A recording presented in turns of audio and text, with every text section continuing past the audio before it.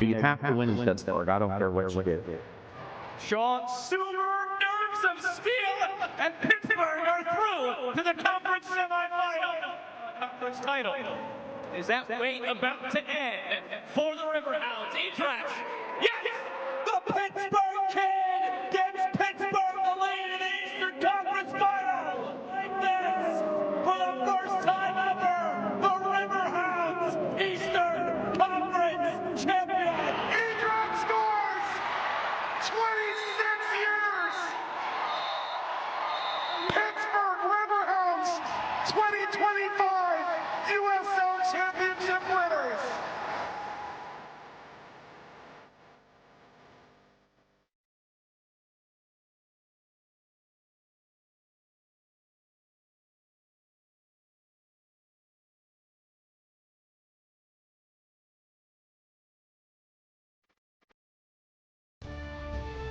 Indelible moments from a year that will not fade from memory in this city. Now the home opener at Highmark Stadium has a little more meaning this season, a celebration of the return of the USL champs for the first time in club history. Pittsburgh Riverhounds back along the river, set for their first ever matchup with Sporting Jacksonville as the home side seeks its second win of the campaign after an Open Cup victory that may have been a little bit too close for comfort. A pleasure to have you with us alongside Eric Dobransky. I'm AJ Ricketts.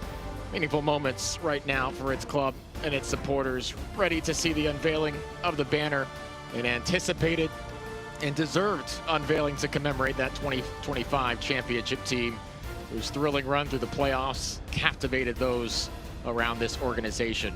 They're ready to see the unveiling here tonight. Yeah, and AJ, that run was accompanied by a historic defensive run. No goals conceded in the playoffs, 6 straight clean sheets to finish the season, 2 in the regular season, then that 4-game run in the playoffs, 16 total clean sheets in 2025 to lead the league, and 10 of those coming here at Highmark, making this one of the most difficult places to come and get a result. The trophy, the banner, and the pageantry present tonight. These fans have not had a moment like this in the long history of the club.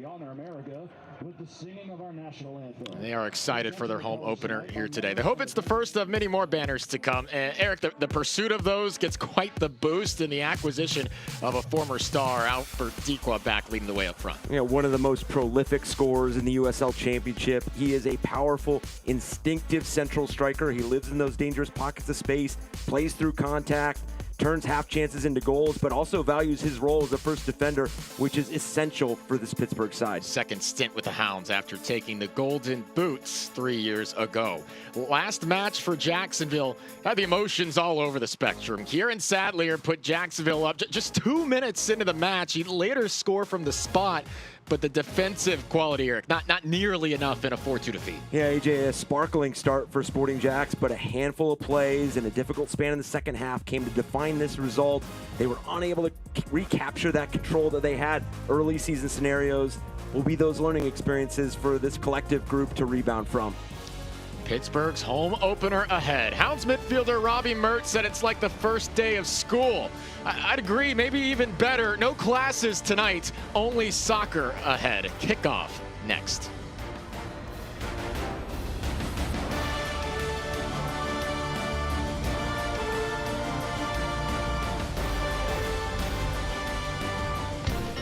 Ain't no better feeling than a cold one in my hand.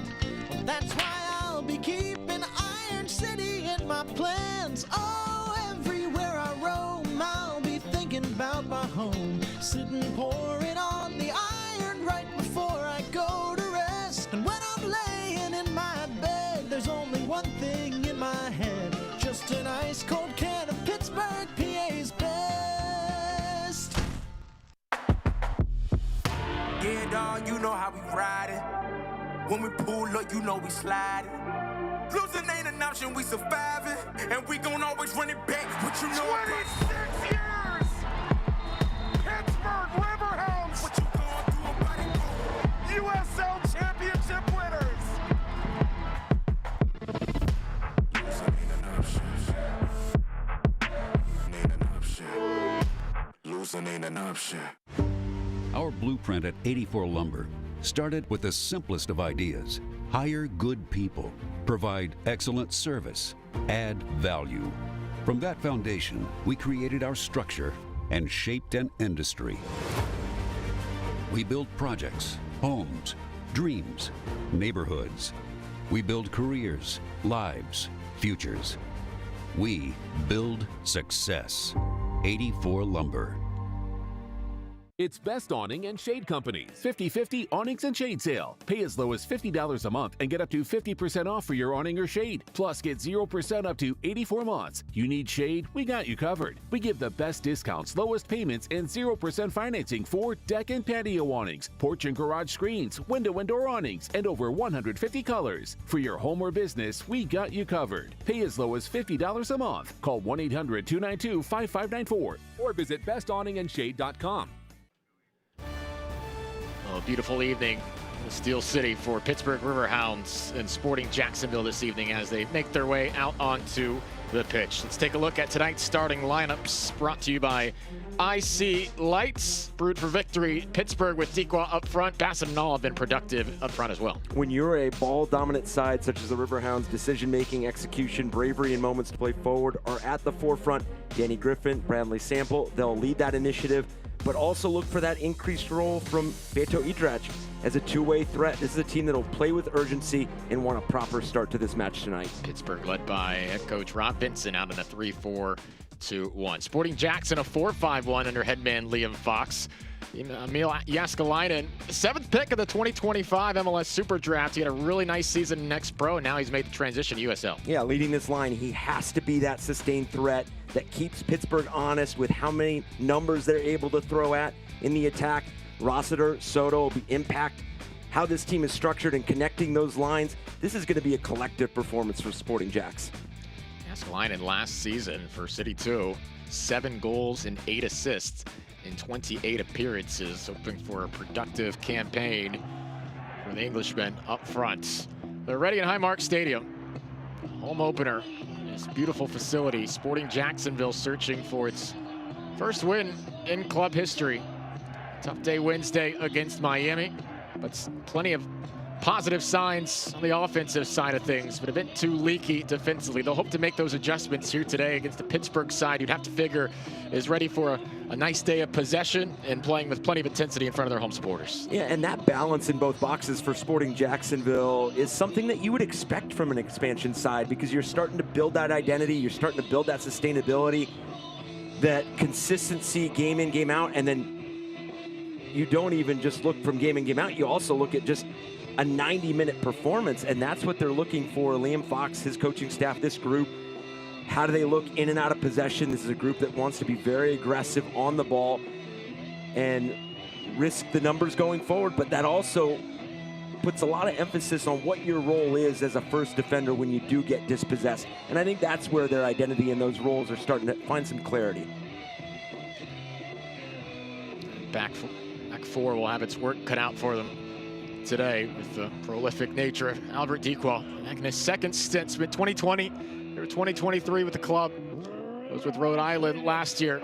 Not quite able to operate at the same kind of level offensively as he did in his 2023 Golden Boot campaign with Pittsburgh. It'd be hard for anyone to match that kind of level of productivity. But he's glad to be back here at Highmark Stadium,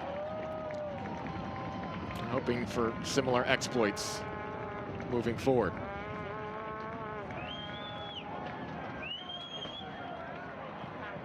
Here are tonight's 84 Lumber building to win, Eric. Yeah, for Pittsburgh, be punishing in transition. Rob Vincent has felt good about this team on the ball, in possession, able to build through the thirds. But now, can you add that vertical threat? Can you add that ability to kind of hit teams in transition when you pick up the ball? And for Jacksonville, win both boxes. You're trying to put in a 90-minute performance on the road against the defending champions. You're going to have moments in both boxes that if you can recognize it, find composure in those moments, you're going to put yourself in a really positive situation throughout the night. Tonight's injury report brought to you by Allegheny Health Network, the official medical provider of Pittsburgh Riverhounds SC. Glad to see nobody on that report here tonight. Clean bill of health for both sides. We're moments away from action starting here. Yeah, of course, Pittsburgh's got their captain for the 3rd straight season, Danny Griffin, manning the middle. Just gets me thinking about how deep that midfield is. I remember last week,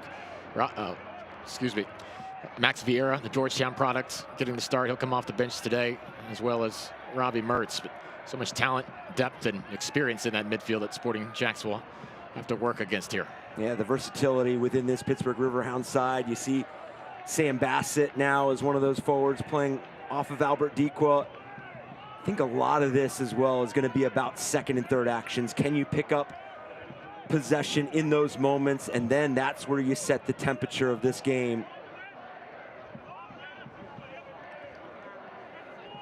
For Sporting JAX, Eric, obviously expansion side, searching for its first win. Had positive moments, but not the full 90 minutes that head coach Liam Fox is looking for. And now, after a difficult day, particularly defensively, right in that 4-2 loss, you come in the home opener, the defending champs. What must go right tonight for the visiting side? Well, I think head coach Liam Fox had brought it up to us in our call, is everyone is responsible for everything in a match. So the collective response is what they're looking for tonight. You want initial exchanges to be loud in terms of what those 1v1 duels look like on both sides of the ball, but you also want to manage this first 15-20 minutes. Make sure that you're in the match, you're showing some threat going forward, you're keeping Pittsburgh honest, but then you're able to collectively navigate the ebbs and flows that a game is naturally going to present to you. And when we talked with Liam Fox about that last match in which his side led 2-1 at the half, he said we were in a good place. We controlled much of the first half. But after that, had a really difficult 10-minute spell that led to things getting away from us. We need to learn those lessons. He said specifically we need to tighten up when we lose possession and convert more chances when it comes to both boxes.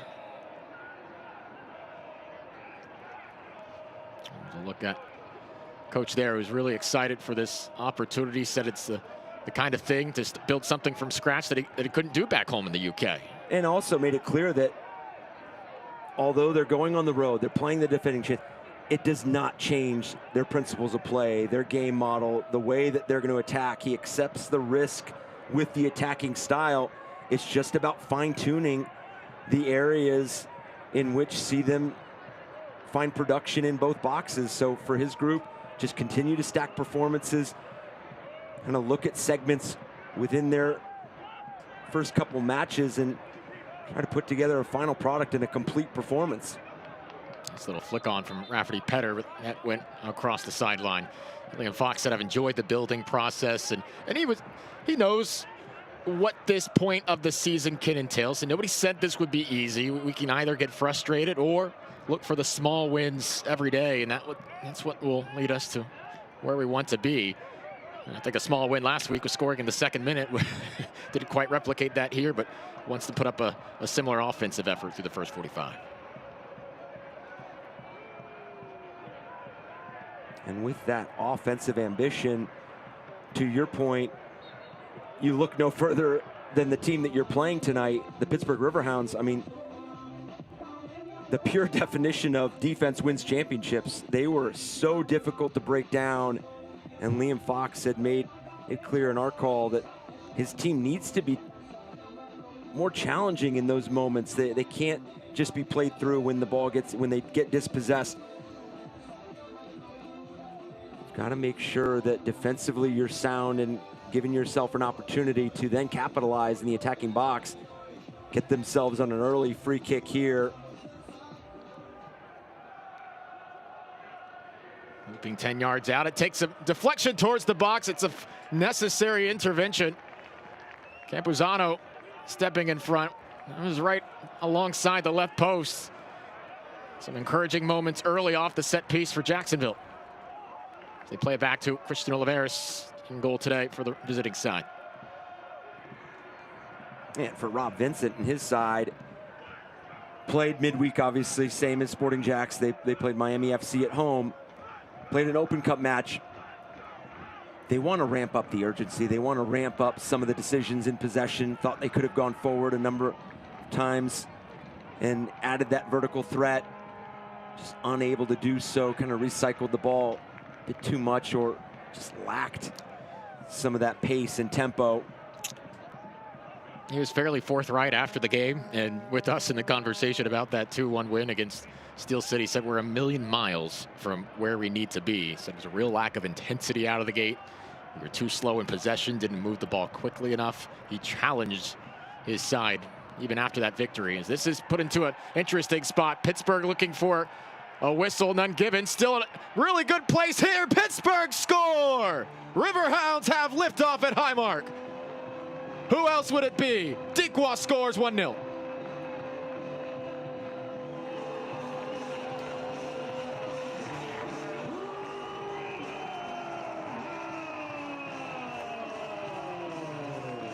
He's glad to be back in Pittsburgh. When you combined the physical presence with the clinical nature, that's Albert Dequa. He just finds his way around the 6-yard box. I mean, just small little touches, getting him into the position, and then he does not need a lot of separation here, but he does create a dangerous window to play through.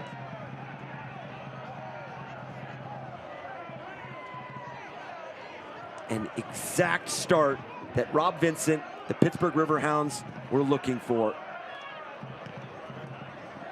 It's an extra level of physicality in the box from Dequa that not every defender may be ready to handle. Well, you almost get the sense every time against any opponent, when he's in the box on the ball, you want to match the physicality, but you also feel this sense of caution around it, because if you do match it, you feel like you put yourself in a situation where you could possibly lead to a penalty, because he's so clever in that regard as well. But the awareness and the composure in some of those bigger moments, I mean, that's why Albert Dequa is the goal scorer he is, the threat that he is. And then you see him leading the line with the pressure. Second goal of the season for Dequa, who was USL Team of the Week, Week 2, and that went over Loudon, had a goal and an assist and a nice performance. Pittsburgh off to a fabulous start. The USL Championship and League One are on CBS Sports and ESPN platforms all season long. Catch live matches and expert analysis every day on the CBS Sports Golazo Network and ESPN Plus. Go to USLChampionship.com or USLLeague1.com for the complete USL TV listings. You think this Pittsburgh side got the message from Rob Vincent between games? Yeah, I would say yes, because they've come out flying. Their energy has been high. Obviously, we went through it a bit in the open in terms of how challenging this team is to play at Highmark. The record that they had last year, only 3 losses all of 2025 here at Highmark. Obviously, the 8 wins, the 4 draws. But defensively difficult, offensively, just fire on all cylinders right now. Well, I liked the perspective he gave, or I was intrigued by it when he was talking about that Open Cup win against Steel City. He said it was a chance to take a big step forward against a lesser opponent, and we missed that opportunity. Didn't just look at it as, you know, an obligatory. He felt there was progress to be made, and that option went awry. Wants to see a full 90 minutes here today. Has to be pleased with his first 10. Have controlled possession, and obviously ahead by a goal. A couple Pittsburgh players go tumbling there along the back line.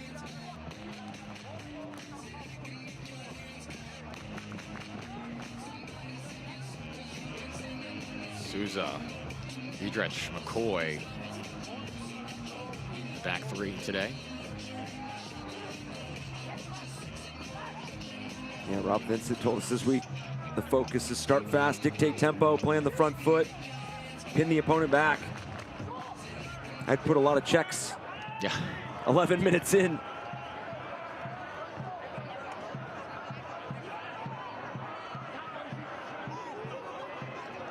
Dequa giving chase. Be sharp on your touch in that part of the pitch.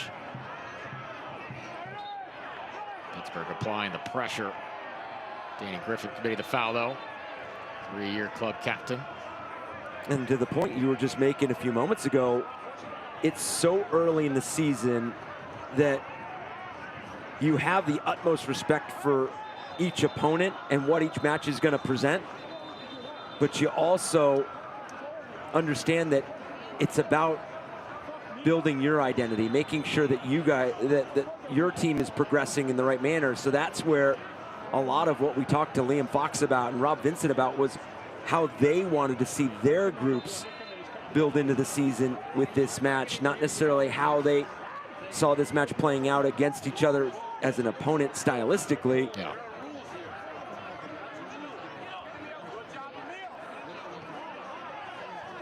Similar thoughts from a lot of the coaching staffs at this point of the season, right, Eric? We just don't know enough about the other team. It's almost not worth the inquiry when we talk with them.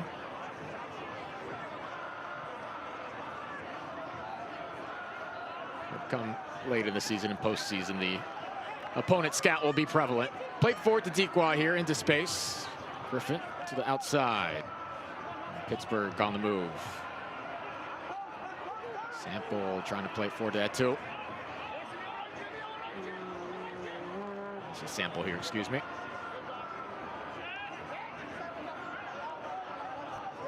That game against Steel City was the first time they played each other in this Pittsburgh derby in 69 years. Good touch to play it back. Takes a deflection towards the stands. Corner kick, Pittsburgh. Here's a corner kick brought to you by Cohen Markets. And Sam Bassett, 22-year-old who spent time in the Rapids system, both next pro and the first flight, top flight. Send it away.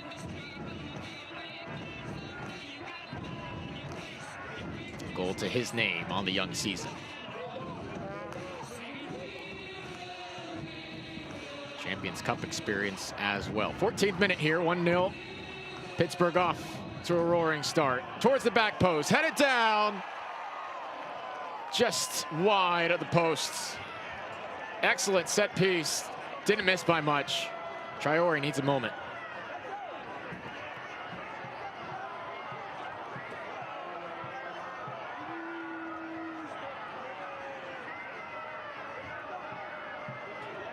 Pittsburgh hit that cleanly off the corner.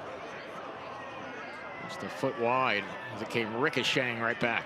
Yeah, you get this outswinger from Sam Bassett, the slight deflection, glancing header, and Danny Griffin actually on the volley. Found the fence instead of the strings. That close to 2-0. And this is where Sporting JAX has to be careful. You keep this at a 1-0 match, you continue to grow into it, you find some rhythm, you find some stability. But you've got to make sure that the next goal belongs to your side and not to Pittsburgh. And right now, Pittsburgh is doing a good job of regaining possession, but also being very interchangeable with its movement. Charzal, former Stetson man collegiately in the Atlantic Sun. Oh, putting the moves on the far side, creating some space, lofted across. Jacksonville makes contact, and still trickles to Pittsburgh here. Staying in, Perrin Barnes playing it well.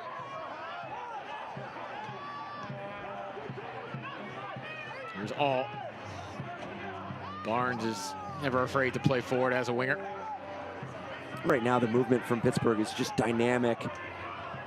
Every ball is popping off their foot, and every ball is leading to something else in terms of where each other are moving. Last service needed that defensive intervention.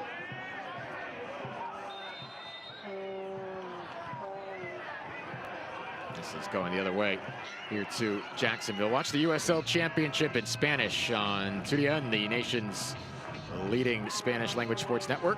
Go to USLChampionship.com for complete USL TV listings. There's always a lot of exciting things that come come along with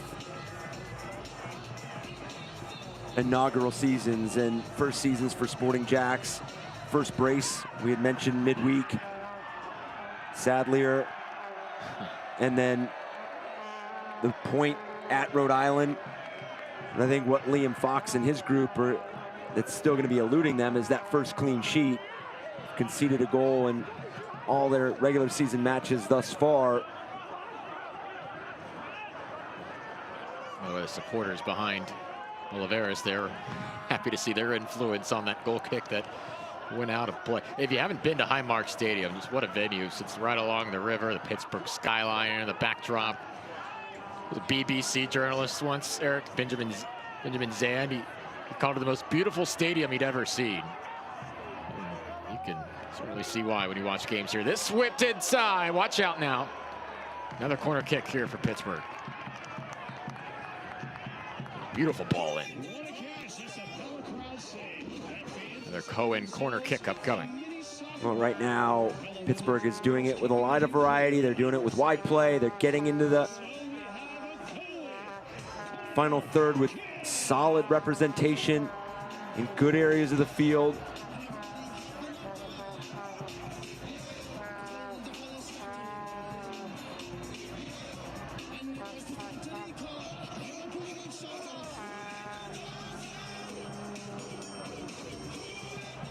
Sam Bassett.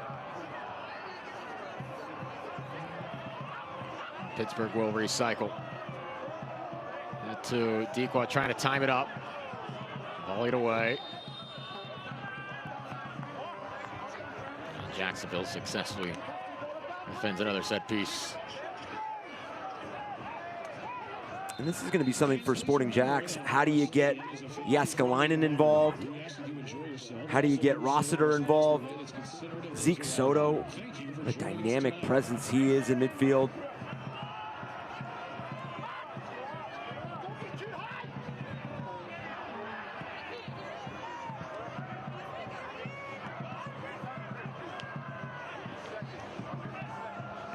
Jacksonville franchise announced in August 2002.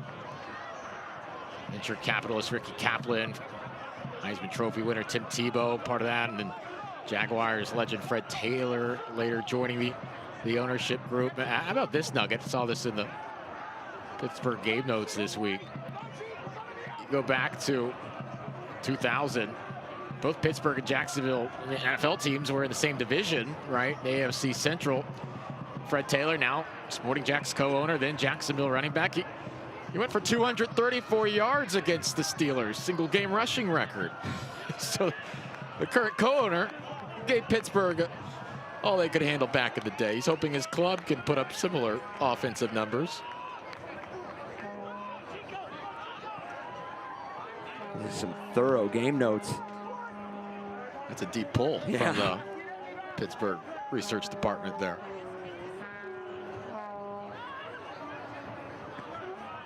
Still the single game record for rushing yards. This is Sinton, good spot at the 6, sent off the line. Griffin there to help. Contact at the 6 too. Campuzano. Yeah, there's some consternation on the sideline.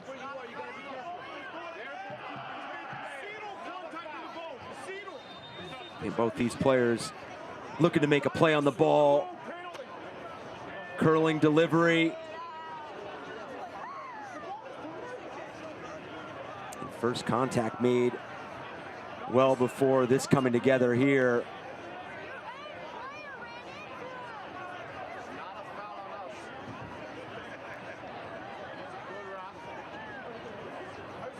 That header took away any chance to get to Jacksonville attacking side.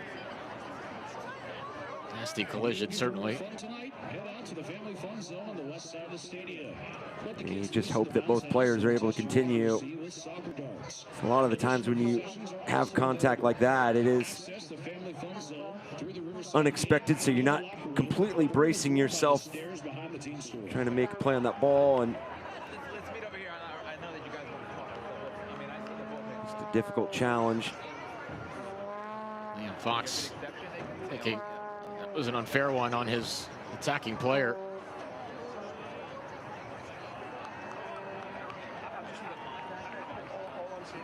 The entire coaching staff for Jacksonville is apoplectic in the moments after that collision.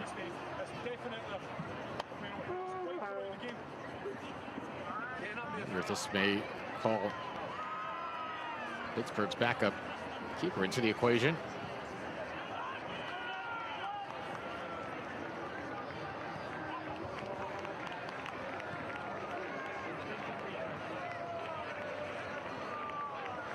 Campuzano back on his feet. The goalkeeper that is coming to Pittsburgh from time at Monterey Bay. Placing one of the top goalkeepers in the USL Championship, and Eric Dick, who... How good was Eric Dick on that, postseason run? Yep. So many critical saves, including penalties. Yeah, the penalty shootouts. A lot of deja vu in that postseason run. And Eric Dick rose to the occasion.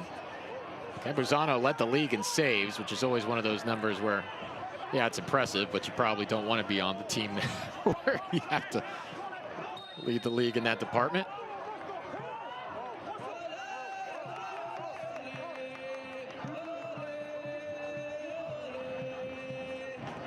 +20 minutes in, Eric. What has stood out to you here at Pittsburgh-Jacksonville? For Pittsburgh, it's got to be the energy and the tempo that they're playing with. I mean, they are regaining possession and they are trying to play downfield at a rapid rate and finding success to find some outlets. They've created a variety of chances. They're not just doing it one way. I do like what Sporting Jacksonville has done the last 5 minutes or so. They've kind of settled this game down. They've been able to find feet and find some rhythm when they do regain possession, because that's what becomes the most difficult when you play a Riverhounds side like this. When you do get back on the ball, they just suffocate you. They're relentless with their pressure. So can you find that outlet just like this? You get back on the ball and you just don't have any area to play into. That's why the influence of Jaskalainen, Rossiter, can you break a bigger line, get them on the ball, and at least give your team a little bit of space to breathe and grow into the structure offensively. But Pittsburgh's just not allowing it. Possession as it stands is fairly even. Surely hasn't felt like it, though. But I also do think that's with some of the tempo and the urgency that Pittsburgh's playing with. As soon as they get on the ball, they're winning the ball 50, 60 yards away from goal, and then they're going right at goal. They're finding Albert Dikwa, they're finding Charles Hall, they're finding Sam Bassett.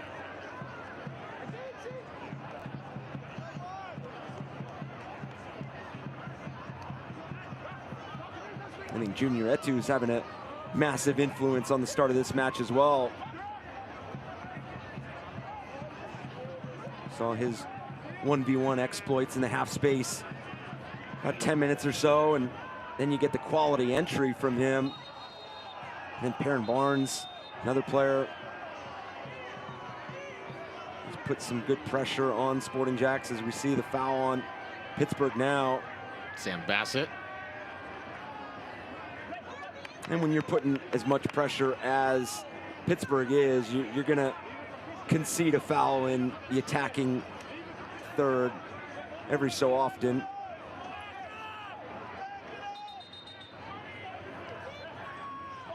I asked Rob Vincent what's encouraged him through 3 matches.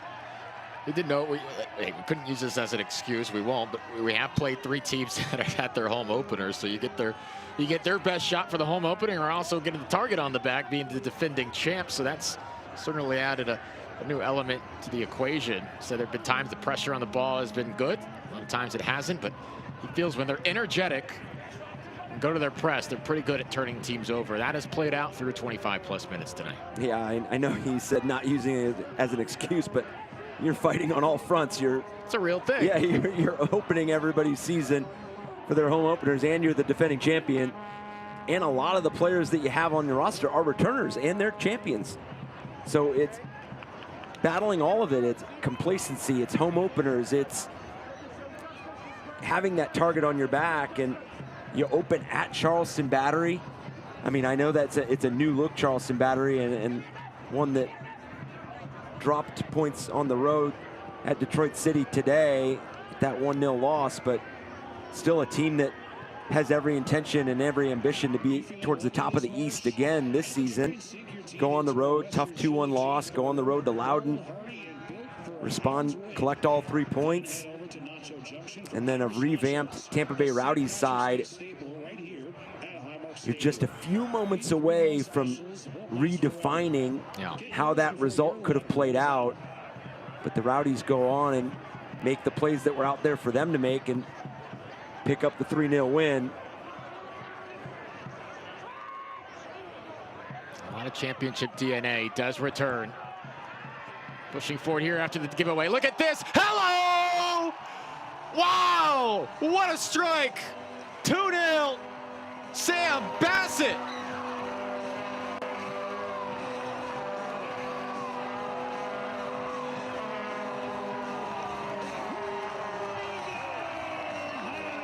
Top bends here for the first-year Hound. Positive things happen when you win possession high up the field. Now, there is still a lot to do for Sam Bassett here, but he sees the space, and this is from incredible distance, but he is laser focused on the finish and precise on the execution. What a strike from Sam Bassett. What a first half start for the Pittsburgh Riverhounds.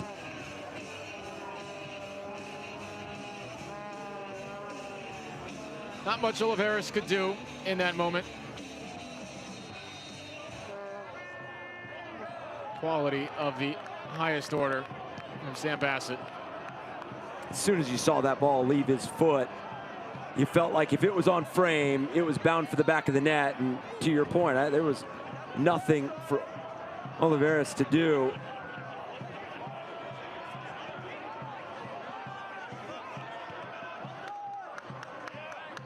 Well, the Florida side really up against it here against the defending champs. Difficult task. Exponentially more so now. Foul on Jacksonville. Deepwater goes down, holding his knee. Not a sight any Pittsburgh, any soccer fan wants to see. Deepwater, the first goal scorer today. Good to see quickly popping back up.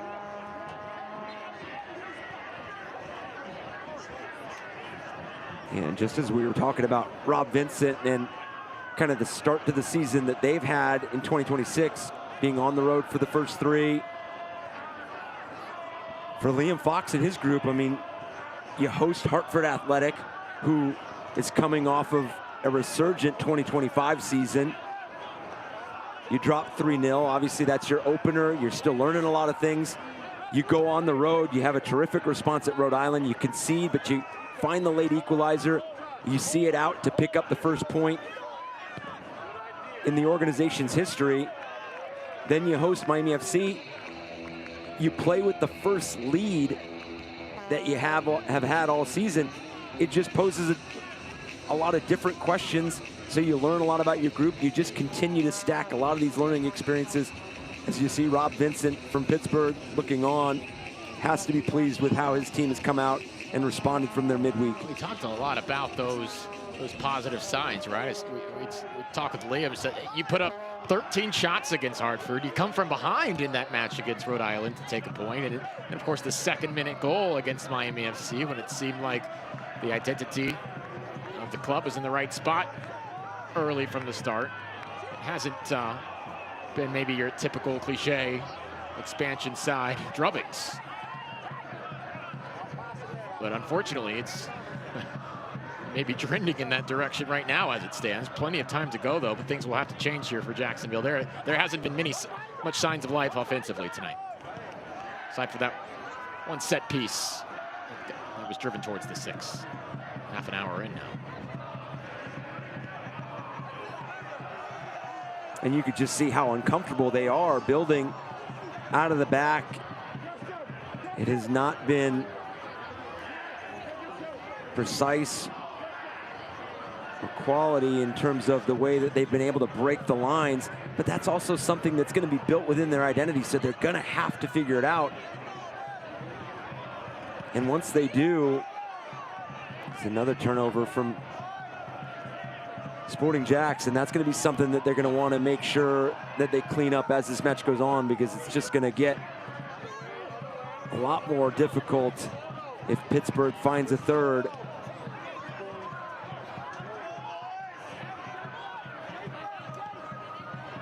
Just trying to take a second to breathe here. Couldn't find anything in transition.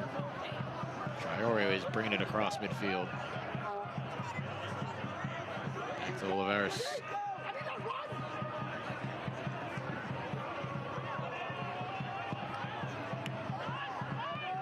And you know you're playing a Pittsburgh side that, yes, they have scored 2 goals now in the first 32 minutes, but this is a team that values clean sheets. We mentioned it from last year, 16 to lead the USL Championship, 10 of those here at Highmark.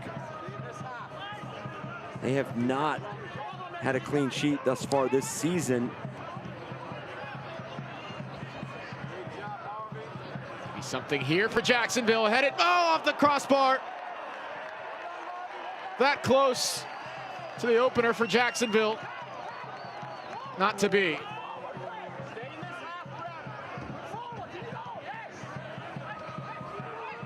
Some signs of life on the offensive end for the roadside. Playing forward again towards the touchline. Dispossessed. This is Harvey Neville. He's closer. Positive signs from Sporting JAX, but also showcasing how difficult and how committed this Pittsburgh Riverhounds side is to defending their goal. That touch from Beto Idrac puts it right on the crossbar. Gets right behind Nico Campuzano, knows his role. Knows that if Sporting JAX is able to get a header on frame, that he has to be there to back up his goalkeeper.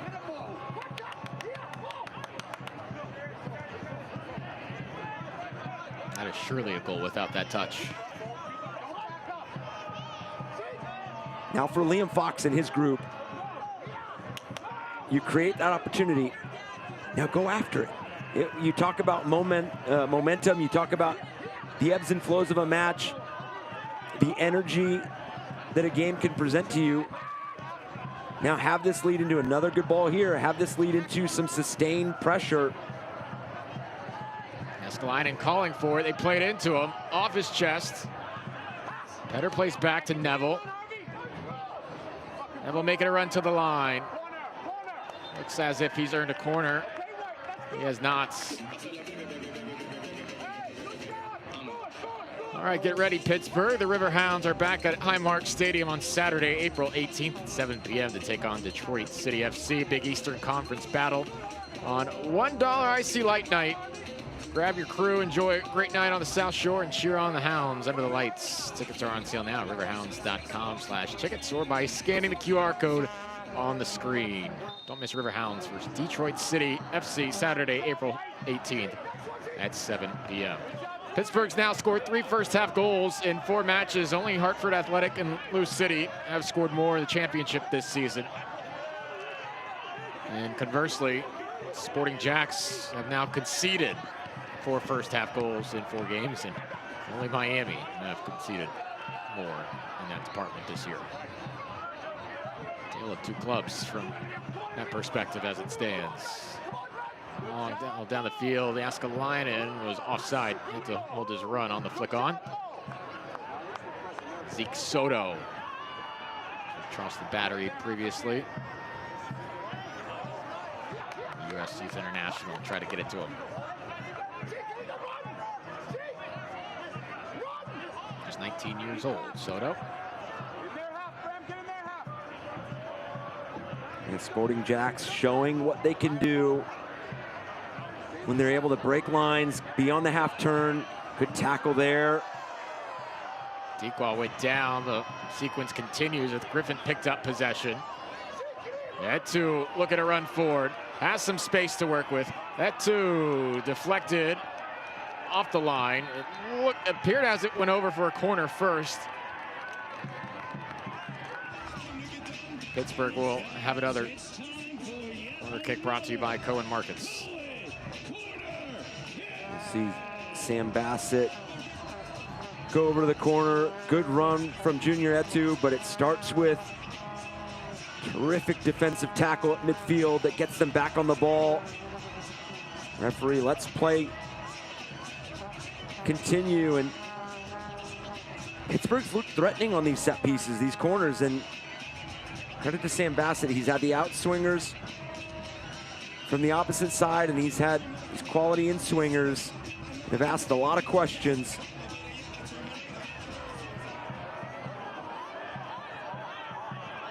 Jacksonville will concede another. Keep the noise coming, Hounds fans. Time for yet another Cohen corner.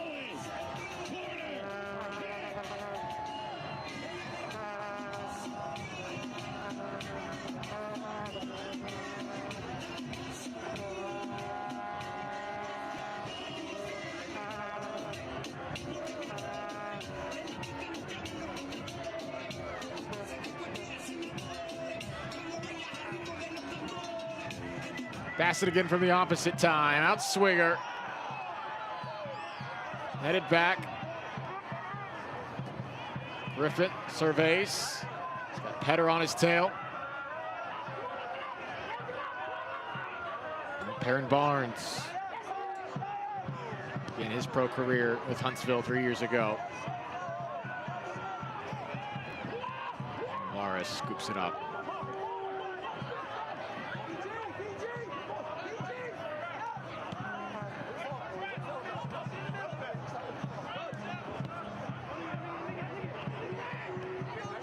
I think the other area for Rob Vincent that he's got to like is the complement of the players on the field, the 11 that started, because I think we talked about the versatility earlier in this first half, but the depth and the quality of this roster for Pittsburgh Riverhounds. I mean, Robbie Mertz, not in the 11, obviously available tonight. Jackson Walty, another midfielder that's available tonight, but they have got some real depth in some mainstay positions. So to be able to shift Sam Bassett out into that wide area, he has the goal. He has a goal tonight. Kenny Griffith has played well off of him. Same with Bradley Sample. Charles All just continues to evolve as a professional. It feels as if the midfield depth of Pittsburgh is going to pay plenty of dividends over the course of this extended season. And there's some real pieces coming off the bench tonight. It's not the dream start after a championship campaign for the Riverhounds, but the general consensus is they'll be just fine moving forward with the pieces that they do have of quality. Jacksonville only nearly have a goal to their name in this first half. Very easily could be 2-1. There's reasons for optimism as they head into the locker room, but they cannot concede another one in the next 5+ minutes. They'll have a chance from a set piece upcoming.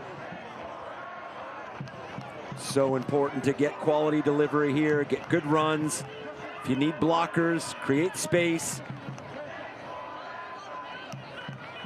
Gotta create and generate quality look here, especially with time. Fans with a tribute here toward, as they're chanting "Live Forever." You saw Albert Dequa lift up his jersey for the t-shirt in honor of a fervent, dedicated Pittsburgh supporter honoring here today in the 39th minute.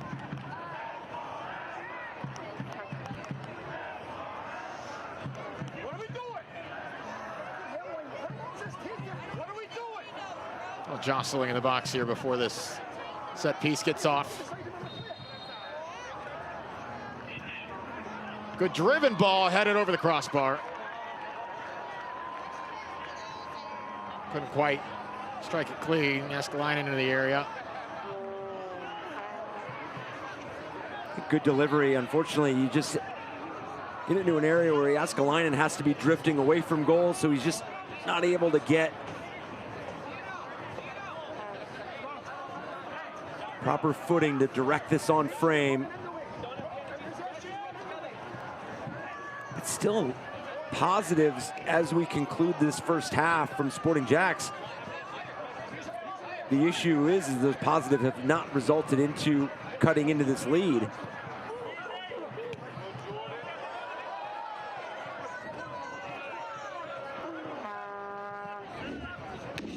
Nice hands. That's another Pella cross save. And that fan just earned themselves a mini soccer ball. Pella windows and doors keeping the view clear. Pittsburgh out shooting Jacksonville 4-2. Dequan calling for it. And a whistle blows the play dead. Jacksonville, not that boot might have gone a little high from Dequan.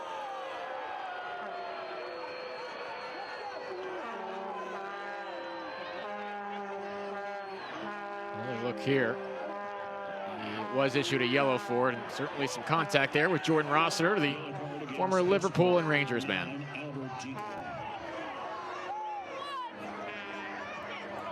Dequan, the goal scorer, also in possession of a yellow the rest of the way. There's the goal early on. Surrounded by 3 white jerseys, didn't matter. Brilliantly done to find space. Well, Charles Hall was pleading for a foul. Dequan said, "Don't worry about it. I'll score this." And this Pittsburgh goal brought to you by Cohen Markets.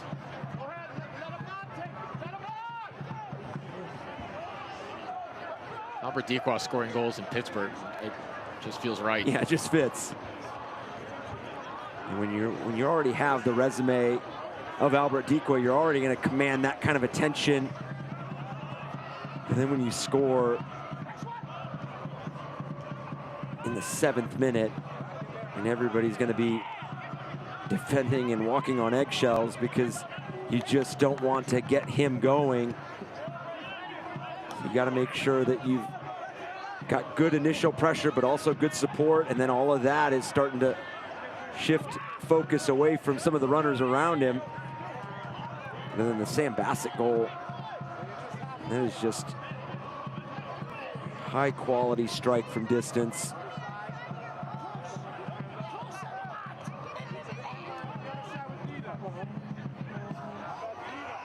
Boy heads it high. A foul against Jacksonville. Nothing more. Obviously, the high pressure has paid dividends for Pittsburgh throughout the course of this first half. Relentless, especially after losing possession of the attacking third. Has anything else stood out to you from this Riverhounds side in their home opener? It's been impressive in your perspective. I think their transition has been good, and I think that was something that going into this game, it wasn't going to be a question because it's so early in the season. We haven't seen a lot of trends or themes kind of lend themselves into the year thus far, but you wanted to see how Pittsburgh played when they regained possession. How ruthless were they going to be in the decision making? And I would dare to say they have been ruthless with where they want to go, how they want to get there once they get back on the ball. So that's something that they want to continue as this game wears on, because in no way are they going to feel like they can rest on a 2-goal lead. They're going to want to continue to press, push for a third goal, because they know Sporting JAX is 1 goal away from making this a very nervy, intense match. 4 minutes of stoppage time upcoming. I think Rob Vincent may have a fist pump or two for his defensive effort as well from his club, right? Those first 3 matches, seven goals conceded in the first 3. And other than the one moment off the crossbar, it's been a bit more formidable on that side today. Agreed. And now for his team, the challenge will be continue that into the second half, because I do think that towards the end of this first half, we've kind of heard it from the sideline, we've kind of seen it in the structure of Pittsburgh. They've dropped off a little bit.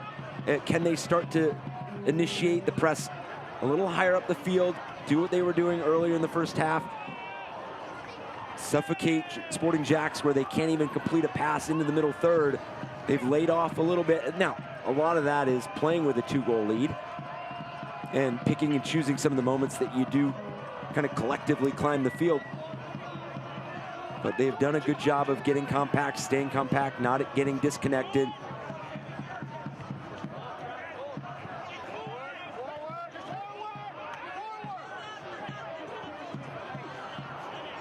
4-2 advantage and shots taken. 0.43 expected goals. Just 0.12 for Jacksonville here.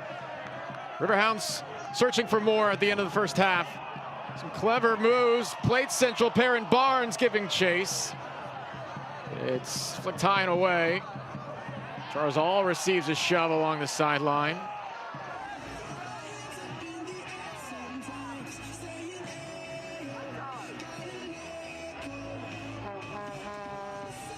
It was so important for Sporting Jacksonville to win the space right here with this ball across. So crafty with the manipulation of time and space, was able to get it across the goal, and it would be very difficult if you concede a third goal right before the break here, because you do have to feel, if you're Sporting Jacks, you sprinkled in some dangerous moments. Now you want to go into the break, make some fine-tuning adjustments, and make sure you're going at Pittsburgh to start the second.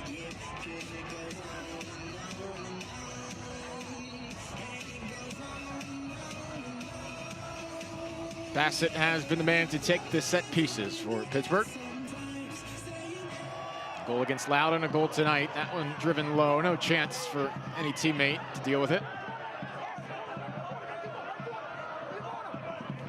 Barnes watches it trickle out of play. Selects is proud to be the official match ball supplier of the USL Championship.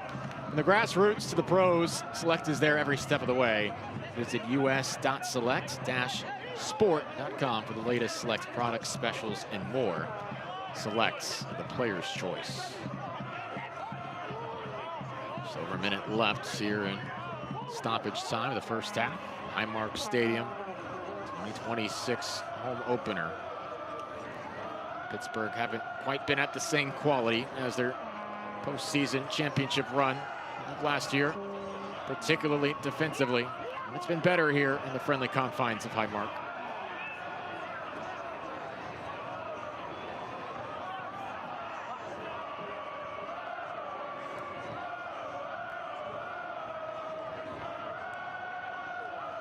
Targeting Escalainen here.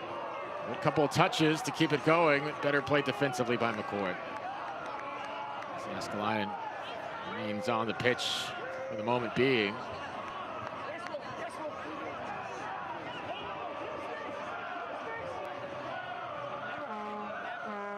A number of former City 2 products on the pitch here today. Just seconds left now.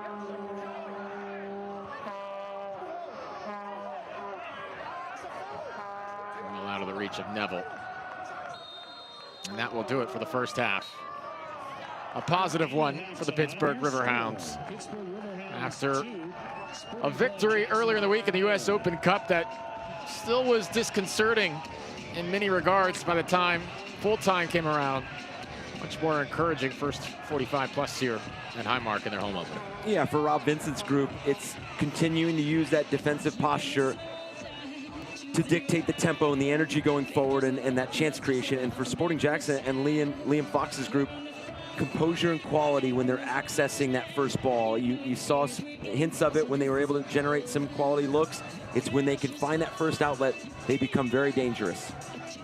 Well, at number 9, Albert Dequa, second in club history in goals scored. He's added another to his tally here tonight. It's helped Riverhounds SC take a 2-0 lead over Sporting Jacks here along the river in Pittsburgh. Back after this for halftime analysis, thoughts, features, and much more. It's the USL ESPN Plus.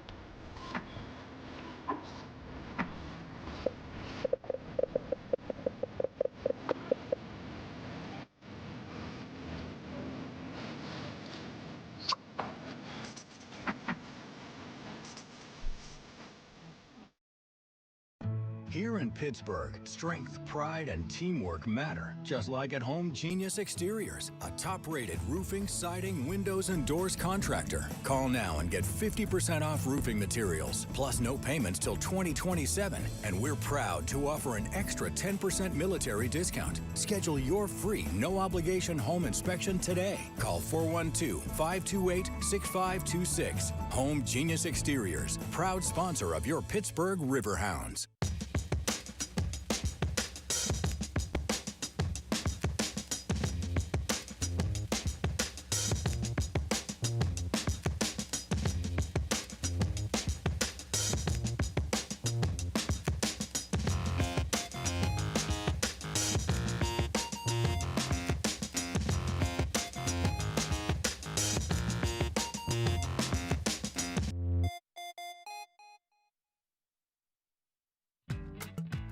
Balance, braking, and adjusting to the vehicle you're driving are essential skills for staying in control on the road. Let's start with braking. Some vehicles have conventional brakes, which depend entirely on the driver for their stopping power. Newer vehicles have anti-lock braking systems called ABS. These are computer-assisted brakes designed to stop your vehicle as fast as possible in an emergency. Knowing what type of brakes you have is important because the two systems handle differently when you have to stop quickly. For more information about safe driving, go to kdka.com. It's the USL on ESPN Plus. Pittsburgh Riverhounds SC, a 2-0 lead over Sporting Jacksonville on a beautiful evening here in Pittsburgh. Plenty of exciting soccer action all around in the Steel City. We take a look inside the Pittsburgh Riveters and a conversation with Riverhounds head man Rob Vincent. Take a look.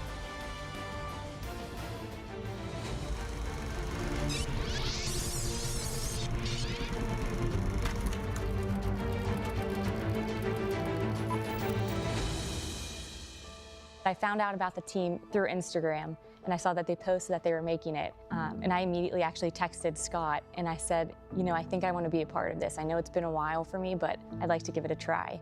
I knew right away it's a major responsibility, right, and a duty of care to this project and to this team. I mean, for me, it was, okay, let's start from the beginning. Let's get a top goalkeeper and get the spine of the team and then sort of go from there. I was very excited, but I was a little bit nervous because of how much talk there was around how many people were going to be in the stadium. I think everyone on the team was nervous.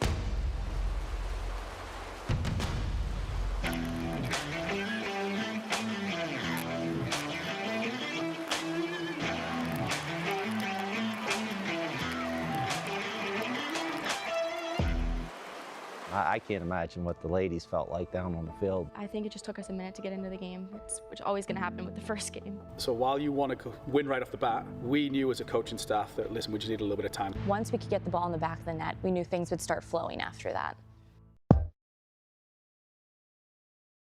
Hello, everyone, and welcome to the first ever edition of the Pittsburgh Riverhounds Coaches Show. I'm your host, Robbie Smikowski. Pleased to be joined by Pittsburgh Riverhounds head coach Rob Vincent. First full season as the head boss here of the Riverhounds. Rob, take a look at this place. Cameras, lights, a beautiful set. Southern Tier is where we're coming to you from. How beautiful is this? It's great. Yeah, it's awesome to be here. Great to spend the evening with you, Robbie. You know, it's going to be real cool to have this coaches show with you. We kind of get to know you a little bit more, get to know you off the field, get your thoughts about the week that was, and take a look at the week ahead. Yeah. But first, when you look at this, what comes to mind? Yeah, proud, really proud. I think this city and this club organization have wanted this for a long time. Have put a lot of time and effort in, a lot of resources. The fans, I know it's been a long time coming. So yeah, really excited and really proud to have been a part of it.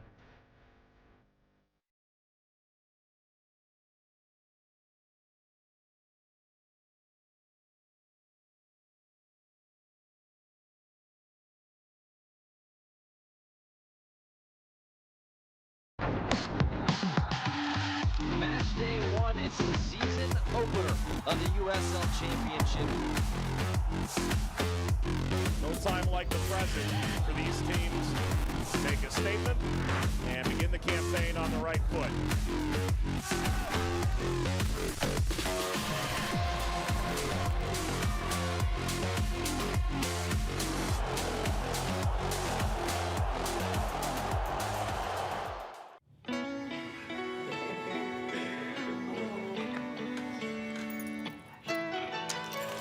Take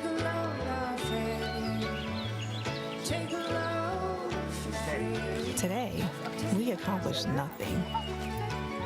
I mean it, not a thing. And it was kinda everything.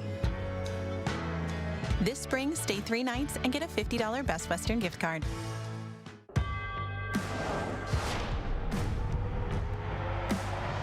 Prinks tires in the USL help soccer journeys everywhere to drive harder. From city playgrounds to suburban sidelines, from early mornings to late nights, from fun with friends to winner takes all, from the biggest fan to the biggest heart. And at every turn, Prinks tires will be there for the long haul.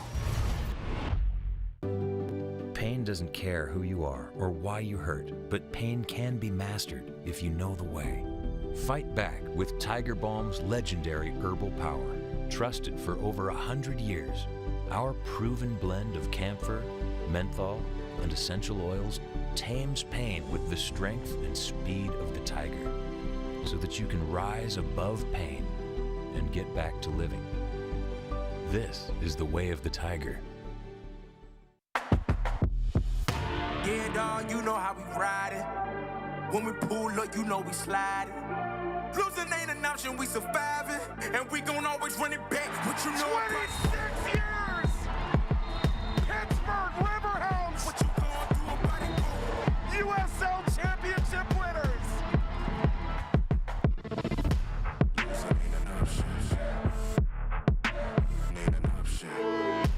Losing ain't an option.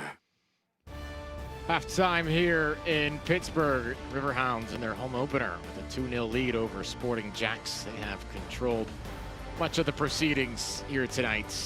Feeling good through 45 minutes. AJ Ricketts, Eric Zabransky. We'll take a look at the USL scoreboard here today. Full slate of games already complete. Miami up 1-0 at home over Rhode Island at the half. A lot of scoring across the league here today. Yeah, Lexington building off of their 9-0 in the U.S. Open Cup, beating Brooklyn 3-0. Brooklyn 0-0 with Lou City tonight. Late winner for New Mexico United. I mean, a late equalizer for Colorado Springs Switchbacks, then concede the late goal. And then New Mexico picking up all 3 points. And then Detroit City beating Charleston Battery at home.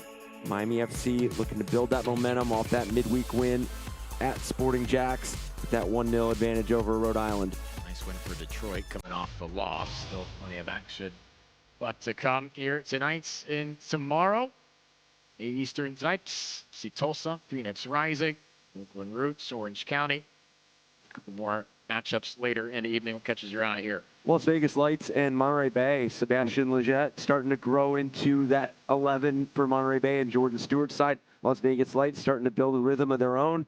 Both these sides looking to contend in the West, so it starts with that matchup tonight. The Roots lead the West right now. Orange County only 2 points behind. That'll be a fun matchup in Oakland here in just a little bit. All right, fun times around the league.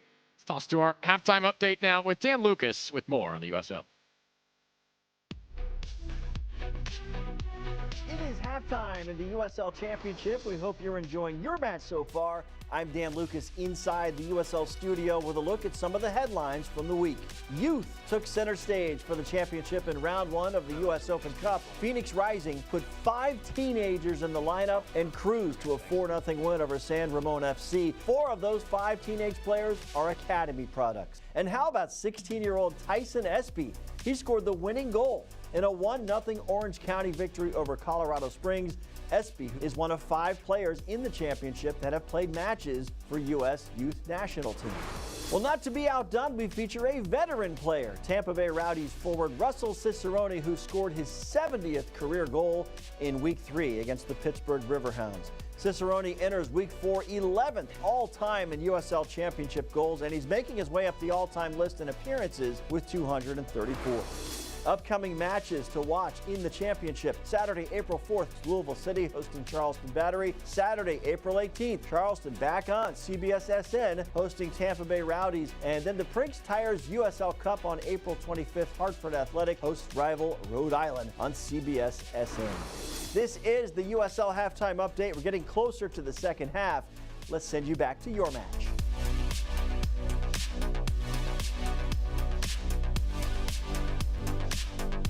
The rookie E-Draft stand it and secure a title for Pittsburgh. 26 years! Pittsburgh Riverhounds 2025 USL Championship winners!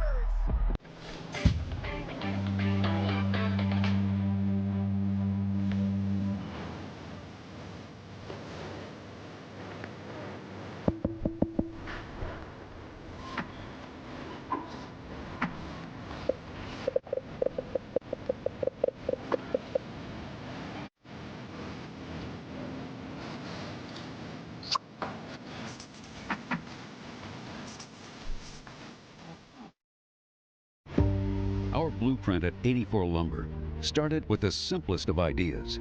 Hire good people, provide excellent service, add value. From that foundation, we created our structure and shaped an industry. We build projects, homes, dreams, neighborhoods. We build careers, lives, futures. We build success. 84 Lumber. The rookie E-Draft stand it and secure a title for Pittsburgh. 26 years! Pittsburgh Riverhounds 2025 USL Championship winners! Hi, I'm Dustin. I'm Kim. And I'm Grace. And we're Dustin Buys Houses. My parents buy houses for cash. With a call to make in the Pittsburgh area. To sell your as-is property fast. We buy fixer-uppers, foreclosures, rented or vacant. Or a nicer home you just need out of. We buy them all. Plus, you don't pay any fees. Takes just a few minutes on the phone. To see if our family can help yours. Call 412-615-0000.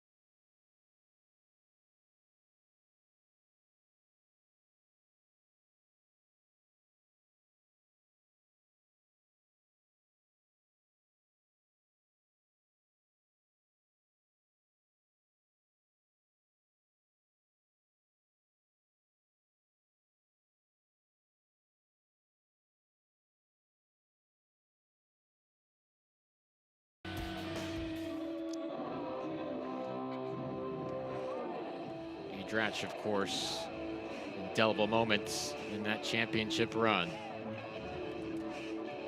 And a big moment here today to make sure Sporting Jacksonville stayed off the scoreboard.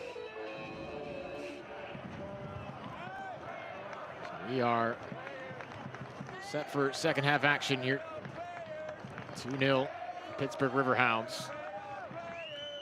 Eric, what's the biggest thing you think Liam Fox is focusing on in that locker room for Jacksonville in terms of second half adjustments? Come out flying in the first 10-15 minutes. Make sure that you put Pittsburgh under pressure, because you look at the numbers, obviously the scoreboard is not what you want it to be reading, but you look at the numbers.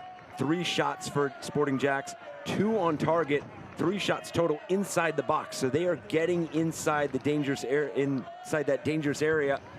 40 final third entries, and that is matching what Pittsburgh Riverhounds have final third entries. 9 touches in the opposition box, which is greater than Pittsburgh Riverhounds.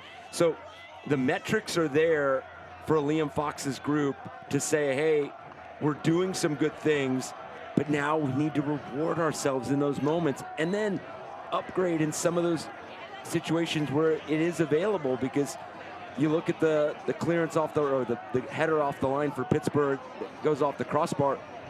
I mean, that is probably the loudest chance that Sporting Jacksonville had in the first half, and that was still a challenging one. So can you find that final action, that final pass that breaks through for Sporting Jacksonville? And this is a good start. You get an early free kick deep in the attacking third.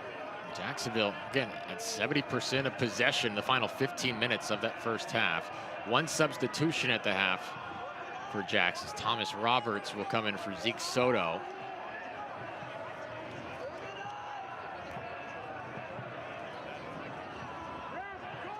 Owen McCoy and committing the contact foul on Jääskeläinen.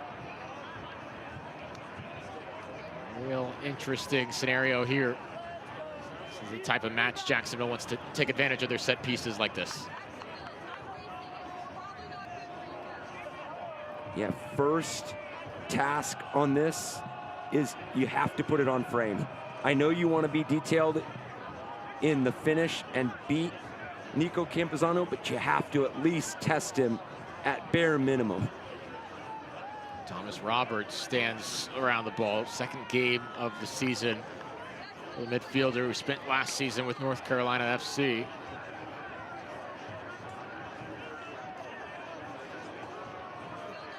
Pittsburgh setting up that wall.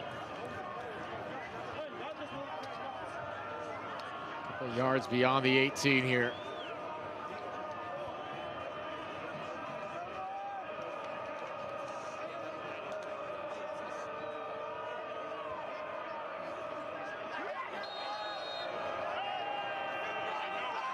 Roberts rips straight into the wall, trickles towards the 6 and cleared away. Really never had a chance to get over. Now Dequa winds up with it. Does not have numbers. He'll hold and play it back. Pass to Bassett, one-timer to the middle. Challenge, appeal for a handball, and there is. Pittsburgh will go to the spot. A disaster in the box there for Sporting Jacksonville. Dita Armstrong pleading his case. Second look, Eric. And a cruel twist for Sporting Jacks because you go down from an attacking free kick all the way down to your own box, and then you just see the attempt to get into the tackle from Armstrong, and he just comes across with that left arm.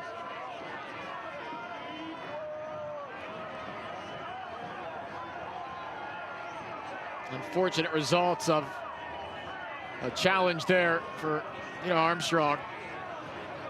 Give Bassett plenty of credit for that one-touch pass to lead the direction right there, help create that sequence. And now Dequa searching for a brace. Sporting Jacks already treading water in a match like this.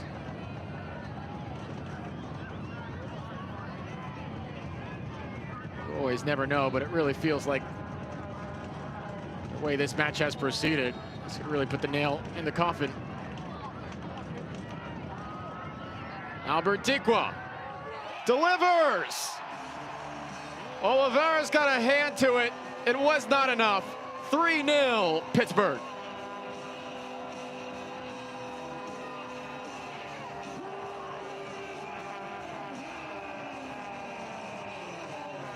A mistake that Jacksonville simply could not make leads to another goal for Pittsburgh. And this is the trend for which the Pittsburgh Riverhounds were playing leading into this second half. How ruthless they were in transition, going right down the field, earning this penalty, and then a finisher's bounce right there for Albert Dequa. The brace on the night, and the third goal for the Pittsburgh Riverhounds. Honoring Liv Donnan, once again, a long time Pittsburgh supporter. That goal brought to you by Cohen Markets. Dequa has a brace tonight. This is what Pittsburgh was envisioning when they re-signed him back. It's all starting to go according to a very familiar script, at least tonight.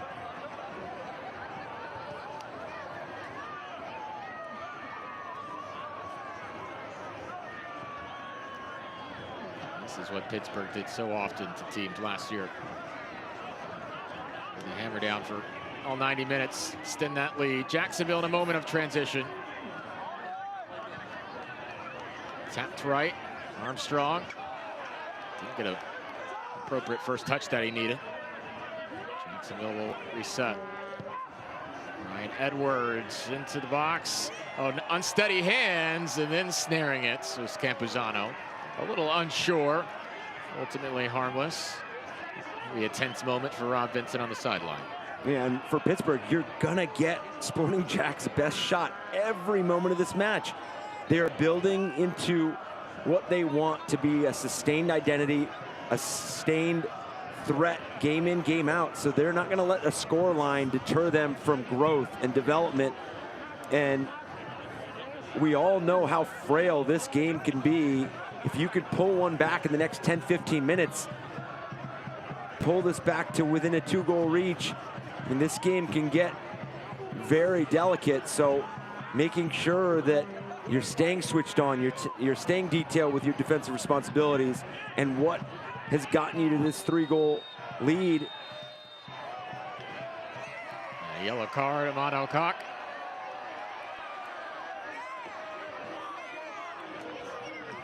North Carolina FC man by way of UNC. One of those players with how this Sporting Jacksonville roster has been constructed.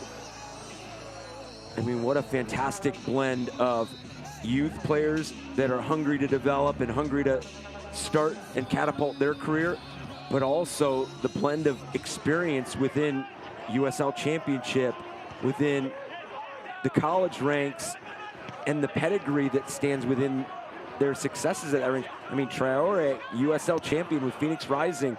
I mean, again, you have it throughout the roster that you see. Zeke Soto, obviously he was subbed off at the break, but Harvey Neville experience.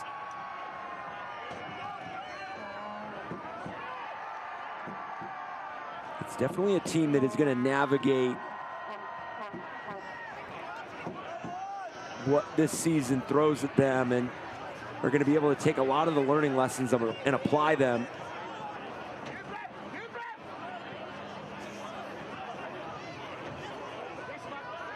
Does not make these moments any easier for the expansion side. I wonder how the tenor of this match may have adjusted had they been able to put that header in. If that wasn't cleared off the line, make this a 2-1 game. Well, that's a good ball in. Couldn't corral it. Good thoughts to Escalina. Just couldn't get the appropriate touch and make a turn. Soccer season is here, and SeatGeek, the official ticketing partner of the USL. Get all your USL tickets and more from the #1 ticketing site, SeatGeek. Your ticket to great seats. They've got good seats. Enjoy themselves this evening. Jacksonville on the probe again here, unleashing one towards goalie. Escalina saved. Starting to put things together, though, for their young forward. And they're being decisive in their initial actions once they get back on the ball. Escalina is one of those players that is going to be essential to this team's journey throughout the season. So he's got a great pedigree coming into this year. High draft pick, and he performed well. Big East Offensive Player of the Year at Akron. Really nice pickup for Sporting Jacksonville.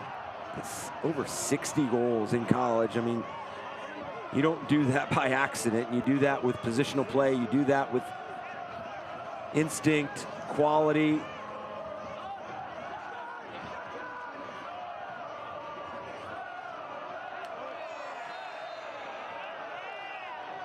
On Jacksonville there as Charles Al, all taken to the pitch. Led all Hounds rookies with goals scored in 2025. Kieran Sadlier enters the match. He'll come in for Alcock. West Ham United youth products. The most experienced midfield players on the roster. And fresh off a brace on Wednesday night against Miami FC. First in organization history.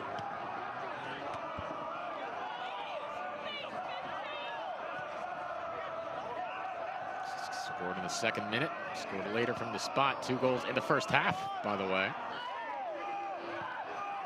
And then it all went wrong against the Miami side. They put up 3 goals in the second half. Dequa giving chase here, careful now. Navarez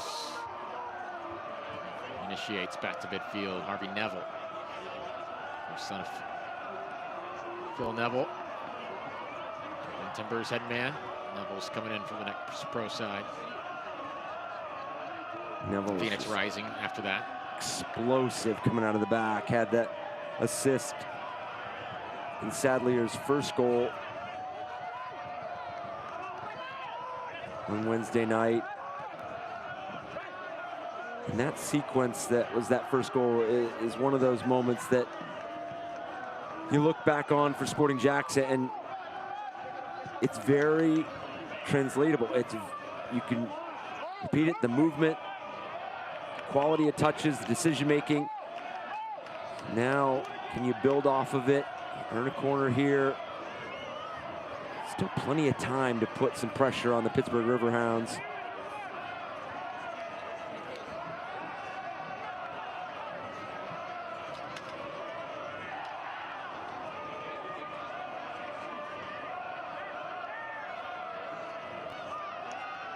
Thomas Roberts delivers.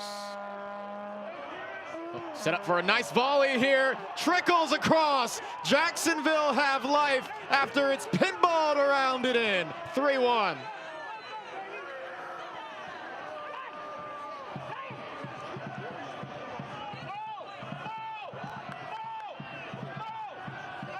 It all starts with traffic in and around the box.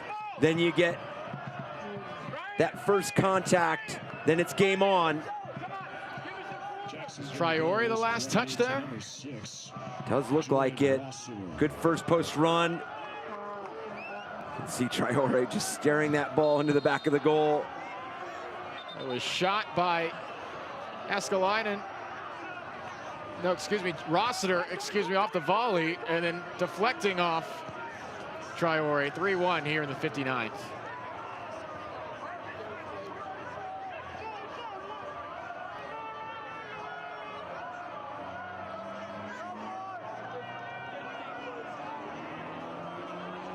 Rob Vincent talks about seeing the consistency he wants out of the full 90. That's a moment he'll point to not defend off the set piece like he wanted. Yeah, and the sequence that led to conceding the corner as well. Seen some of... Dequa, what a touch! Chips it over. It's not going to have enough to find the net. Fabulous first touch off the long ball in his direction. That would have been something else there. No, he's in search of a good old hat trick. That's just that menacing nature that Albert Dequa presents. He could sit between the center backs. He has the timing, the physical presence, and then that delicate touch to bring it down.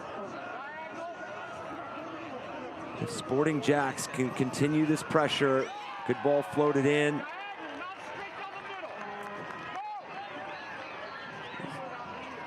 Vertical ball played in, and that's something that Rob Vincent had brought up to us as well, was the ability to not only have to play some of these 10, 15-yard passes to build through the thirds, feel free to have that vertical pass that breaks bigger lines and not just feel like it is a direct ball when you especially have a player like Albert Dequa. But now another corner for Sporting JAX.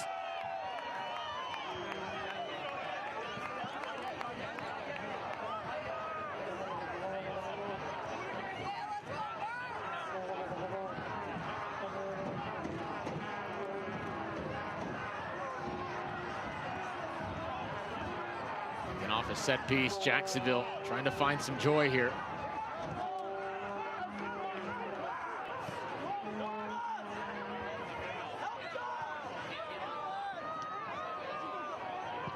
Touch a little heavy, thumped out of danger by Pittsburgh. And you see a lot of belief in the movement on and off the ball for Sporting JAX. Got the one goal that has now poured a lot of momentum into their game. And especially when you're starting to develop this identity and starting to develop this collective. Good ball here. Watch out now, Jääskeläinen's got another! Jacksonville pulled within one. Game on here in Pittsburgh.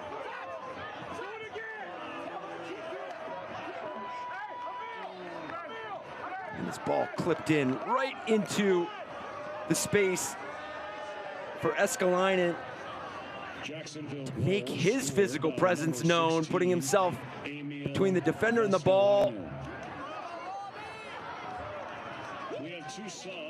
And a composed finish. Checking out number 10, Charles and number 19, Sam Bassett. All-time leader in goals at Long Island University. 7th overall pick of the MLS draft last year. Jacksonville acquiring him with the intention of showing that goal-scoring prowess. He hit that perfectly as Pittsburgh brings a pair of substitutes in, and Elliot Goldthorpe and Robbie Mertz. Mertz in his 7th overall season with the club over 2 stints. This game has turned on its head.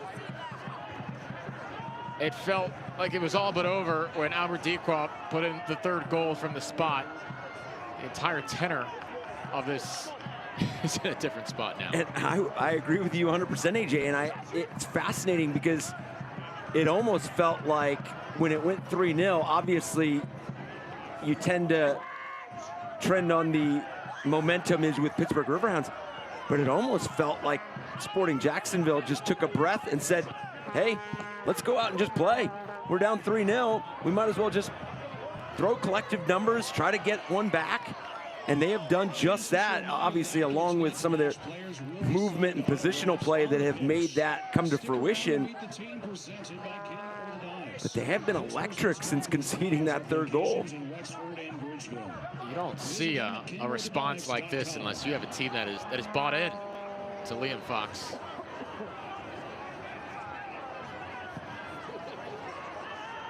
It was 3-0 moments ago. Now Jacksonville on the front foot. And even the pace and intensity in which Dita Armstrong went into that challenge on the touchline. Now Jääskeläinen, all sorts of confidence. This is a pair of Pittsburgh defenders. Just looking to draw a foul. Not a play for a Sporting JAX throw.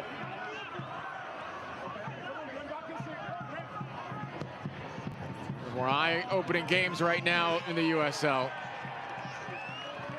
Sporting JAX in search of its first win is pulled within a goal. Get ready, Pittsburgh. The Riverhounds are back at Highmark Stadium on Saturday, April 18th at 7 p.m. to take on Detroit City FC. Big Eastern Conference battle. $1 IC Light Night. Grab your crew.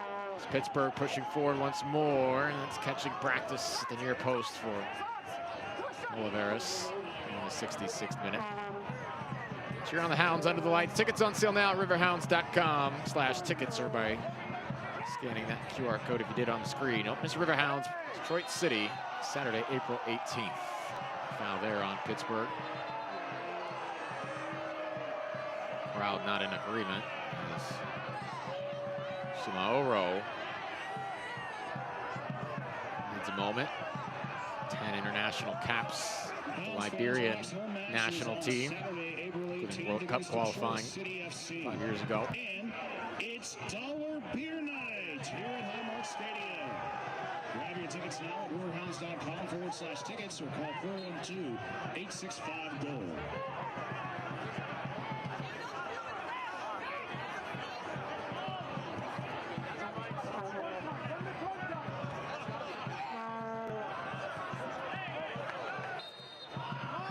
By the way, Eric, has been confirmed That first goal for Jacksonville that deflected off of Traore. He's gonna get maybe the most unconventional credit for goal in his career. Catch all the action live on KDKA Plus. Kickoff at 7 p.m. Let's go Hounds! Over 4,000 fans here at Highmark Stadium tonight for their home opener. A little more nervy towards the finish line than they would prefer it to be. Also, meant to mention, by the way, Liam Fox picked up a yellow card heading into the locker room. We forgot in the chaos of the last 15 minutes. He was less than thrilled. Walking off the pitch for first half, received a yellow. And you saw a lot of the frustration in the first half with some of the calls, and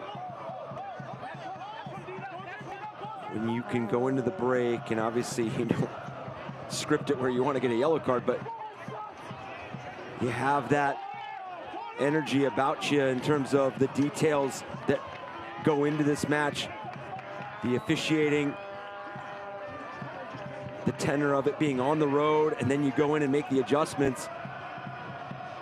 You concede early in the second half, but what a response from Liam Fox's group. You just wonder if they could see this over the line and continue to push for that third goal, or do they possibly leave themselves open for Pittsburgh Riverhounds to put away a fourth?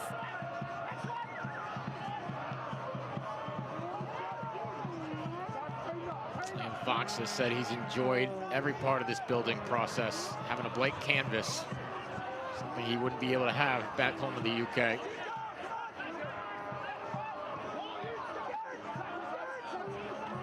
Well, Rob Vincent, such a phenomenal job in the interim, guiding the team to a championship. Here's Armstrong, past his teammate, and may lead to a countering moment here. Spray it wide as a teammate was brought down. This might be a card.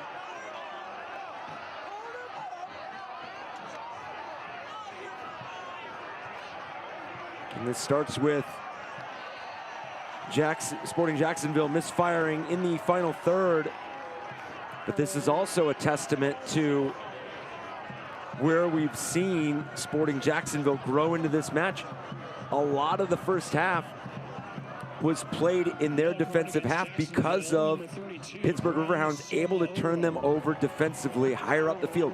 We have not seen a lot of that in this second half. I mean, the play that led to the penalty was off of an attacking free kick. They go down the field, they create that moment, but besides that, they have not been able to regain possession in the attacking half. The Pittsburgh Riverhounds have not been able to much this half, if at all. Mauro given a yellow for that last challenge, transition moment for Pittsburgh. Boltorp high, letting Dequa give chase. Played defensively there from Jacksonville. Ryan Edwards with his work cut out for him.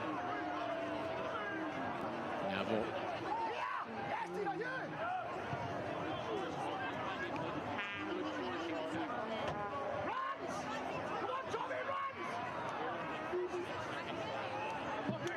For a Pittsburgh throw.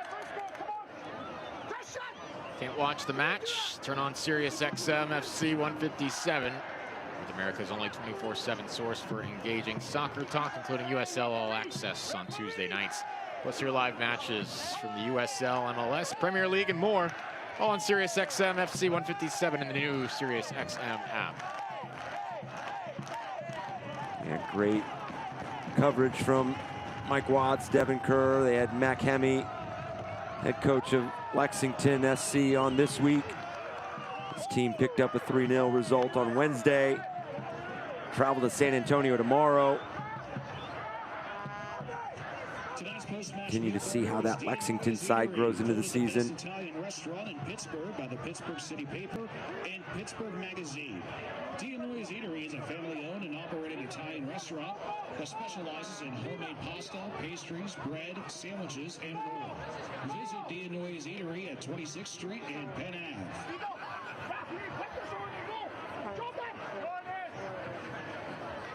72nd minute. Whistles pulled that dead before it was sent in.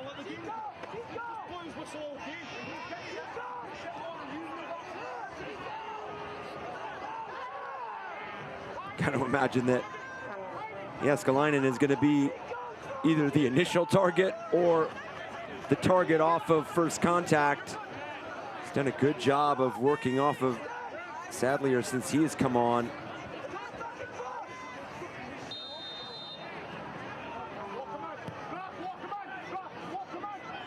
Set it his direction, just out in front. I think there was an appeal for a handball in that moment too from Jacksonville. Neville to trigger it in. Yeah, that's what, when you pull yourself within one goal, that's what then extends itself, is put the ball in the box. Maybe something happens, you get a handball, you get a play. Might be an avenue of Armstrong. It's over the post. Campuzano goes hanging on the crossbar. Corner kick here for Jacksonville. Looks like a real avenue to shoot for a fleeting moment for Peter Armstrong. His father, of course, 1990 World Cup national team for the United States.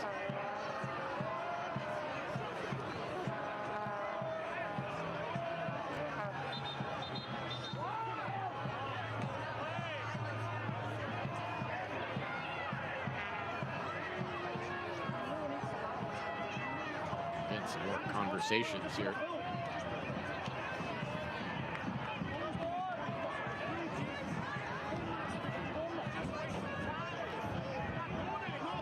Trying to keep things in order in a match that has rapidly gained higher levels of intensity. And this second half was in its early moments. Roberts, oh, good ball in.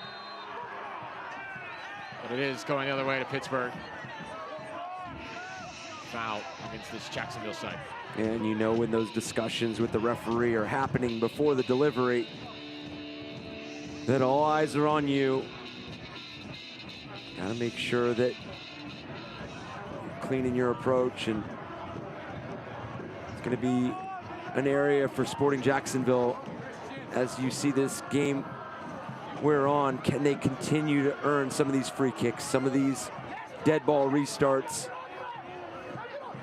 You know, as I was mentioning a few moments ago, you could always start clipping services into the box, and you have players like Jääskeläinen, Rossiter that works so well in his arrivals and his timing.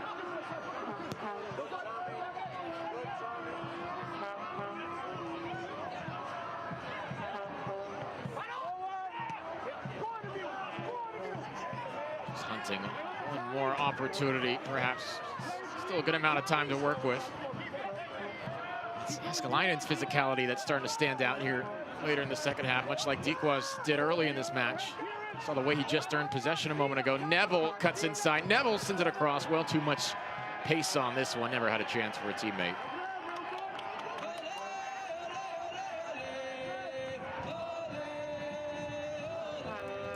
eFootball is here. Live your dream, rep your team, and play as your favorite USL Championship club. eFootball is free to play. Download now.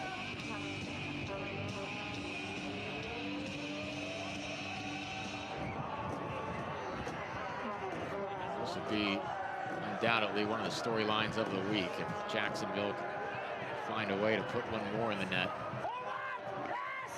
At the very least, it's going to continue the conversation about the 180 we've seen in Pittsburgh's defensive effectiveness from the playoff run to the start of the 2026 campaign. And for Liam Fox's group, when you can build a foundation off of being resilient and being collaborative in your problem-solving ability, that is always a positive step in the right direction. Now, in the current moment, they're going to be frustrated with the 3 goals they've conceded, but they're going to feel like this game still has a lot to offer itself. Dequan, beautiful pass back. Things are on here for Pittsburgh. A cut to the right, curling ball wide. Robbie Mertz, second half substitute, was trying to go top shelf. And that's how quickly they can go down the field. You get quick touches, good link-up play, and then Robbie Mertz tries to wrap this shot around Oliveras, just unable to get enough shape on it.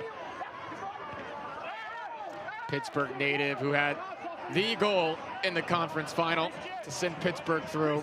It's the 3rd player in club history to have 20 goals and 20 assists. Much like Dequan, synonymous with this organization, and that would have been one of the highlight goals. Dequan the assist, it would have been, I mean, it's been Pittsburgh soccer in a nutshell. And Dequan on that Rhode Island FC team last year that was beat by this Pittsburgh Riverhounds side in the East Final.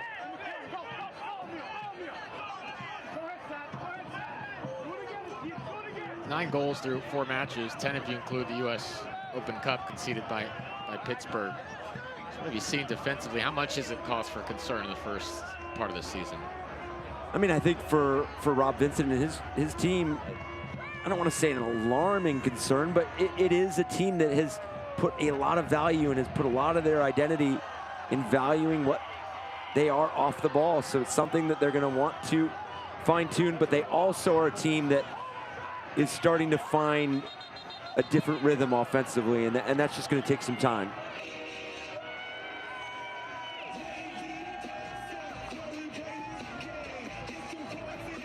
Play being blown dead.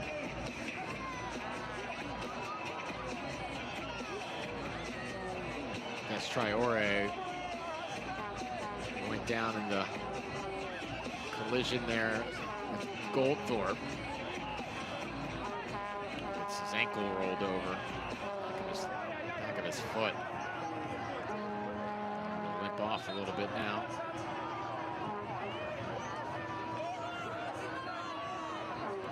Pittsburgh will take a substitution here. We have a substitution for Pittsburgh. Simonu in his 4th season. And in his place, number 28, Ilo Osumanu. 3rd match of the season. Veteran piece here for Pittsburgh.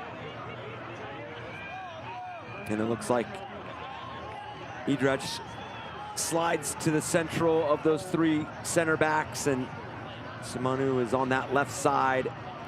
Now, how do these defenders for Pittsburgh deal with Jääskeläinen?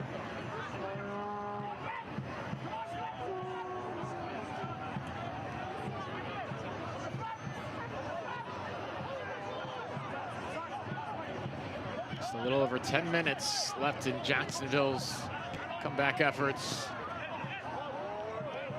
Armstrong, good ball.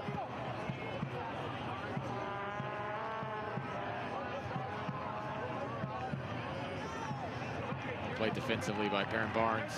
See that go over the line. He was being harassed by Rafferty Petter. You asked me just a moment ago about Pittsburgh defensively.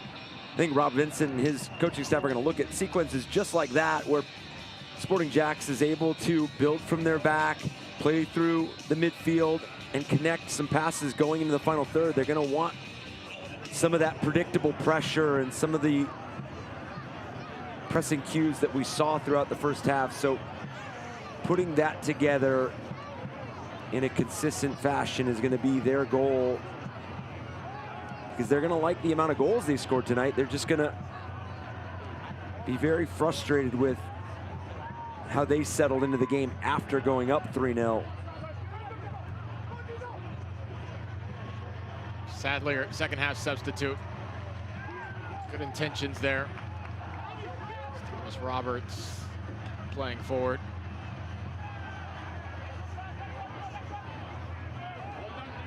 Sadler and Askelainen on the pitch, two players with plenty of confidence and a goal-scoring touch to them. Pittsburgh must be sharper than they showed earlier in this half.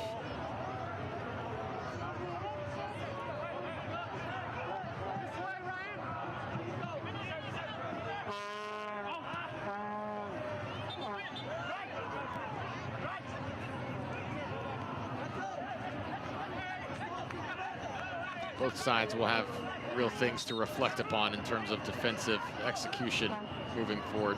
Similar questions that they've had for much of this young season, but for Jacksonville, they'll be thinking, man, we need to bring that second half effort a little earlier in this game. And Pittsburgh, we can't play 45 minutes. Has to be full 90. Rob Vincent spotlight it to us. Here's Goldthorpe. Goldthorpe has a go. Didn't quite catch that right. Some brief smile after that one. A quick turn for Goldthorpe, and another player that Pittsburgh has brought in that not only brings the depth but brings the quality. Experience, has something to prove this season. Was kind of in and out of that Lexington SC lineup last year. But you make a great point, because for Liam Fox and Sporting Jacksonville, it's going to be that fine balance that you're going to walk, that fine line you're going to walk between understanding you're building something, you're building an identity, and you're growing into a season, but also that this is a result-driven business, that you have to feel positive about this second half. But if you're not able to get the equalizer and earn a point here on the road, then it goes down. I mean, you pick up 0 points. I mean, that just, cruel. It's very cruel. There is no way around it. So you've got to find that balance between execution, quality in big moments, moments that define matches.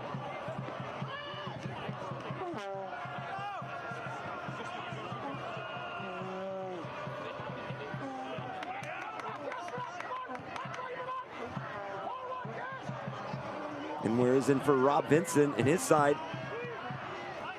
you look at the second half, probably miles and miles away from what he wanted this second half to look like. But you walk away with 3 points, you take the lessons, you grow from it. Much rather learn lessons with 3 points in the back pocket. 100%. But there's a higher standard that Rob Vincent is trying to ascertain from this club.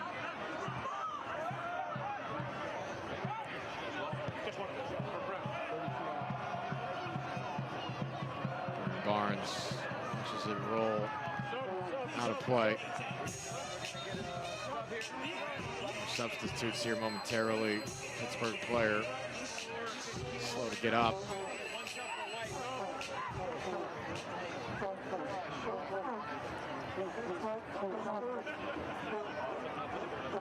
Jacob Evans, previously with Carolina Core. Collegiately spent time at UNC Wilmington. There's a substitution for Jacksonville. Comes in. Checking out number with 32, Sumaoro. Sumaoro. In his place, Evans number also 7, spent time in the Jacob Evans. Houston MLS system. English midfielder.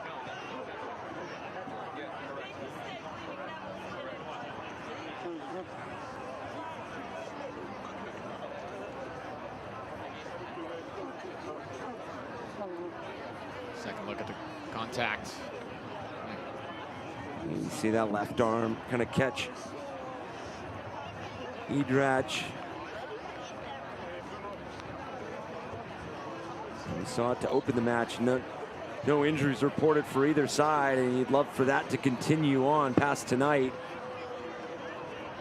Seen a couple players for both sides go down, but fortunately, we've been able to continue.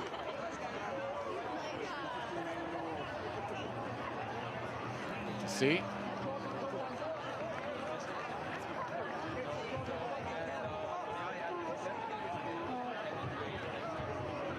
Puerto Rican international.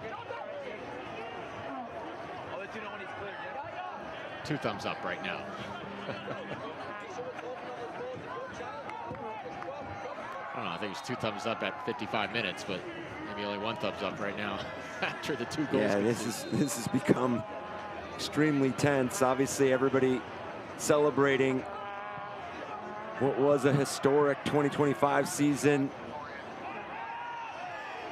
And also wanting to see their team finish out and picking up their 2nd win of the season and their 1st one here at Highmark. They've so far done it in dramatic fashion, up 3-0, see 2 consecutive, put under a lot of pressure right now. I think that one found its way to the river. And if you're Pittsburgh Riverhounds, every ball in the box, just punish it out of the box. So if it needs to hit the river, so be it. Uh-oh. Skalainen looked like he was ready to tee that up.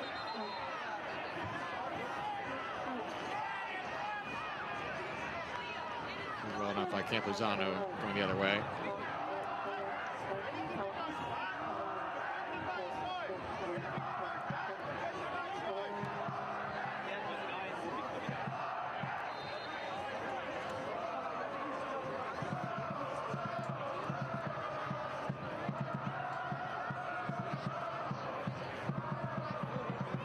Trevor Ammon readying to come in for Pittsburgh. Next opportunity. Spent last season with FC Tulsa. Dikwa in the area.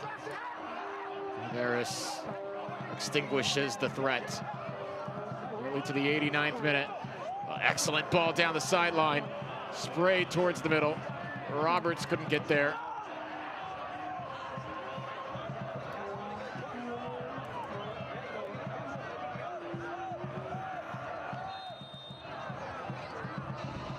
Substitution for the Riverhounds. Ammon's going to enter for number 9, who had himself a day. Your Modelo man of the match, Albert Dikwa. A brace in the home opener. Put Pittsburgh on the board in the 7th minute. It's another classic day for the man in black and yellow. And you talk about goals change games, but also the timing of those goals change games. Getting both of these halves started in rapid fashion, scoring in the 7th minute for his first goal, scoring in the 50th minute, 5 minutes into the 2nd half for the brace. Converting that penalty in what now sits as the game winners. Now we see Oliveris down. In that right leg.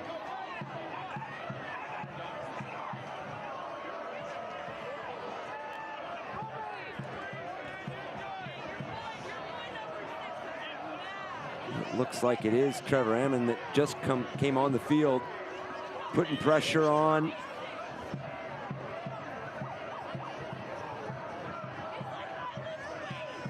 That is a rough collision.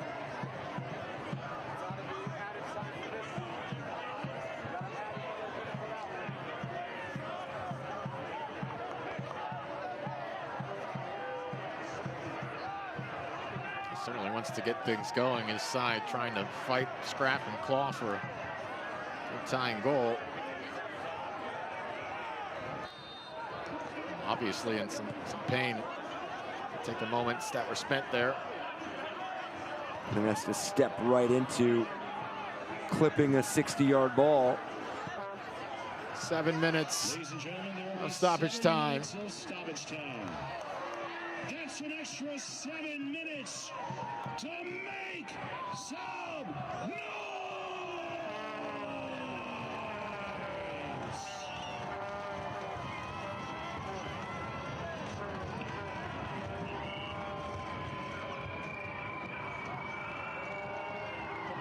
Another corner kick here for Jacksonville.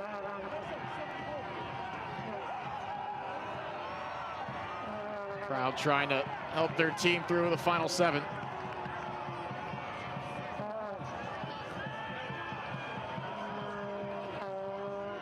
Roberts sends it in. Still around the 6, now headed away and thumped off the line.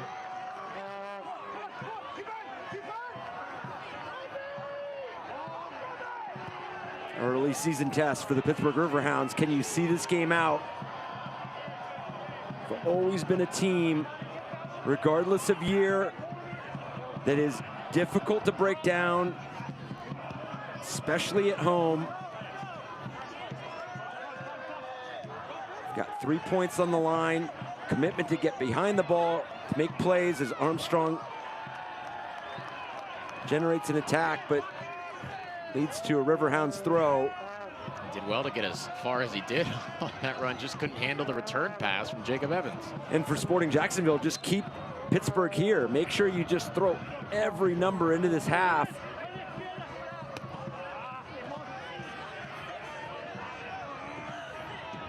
Here, Armstrong there, he wanted to make better contact.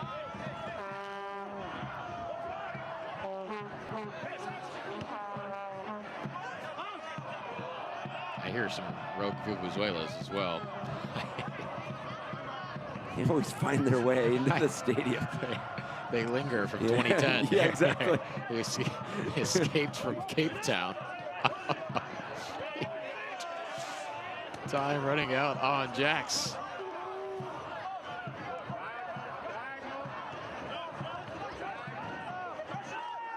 Armstrong.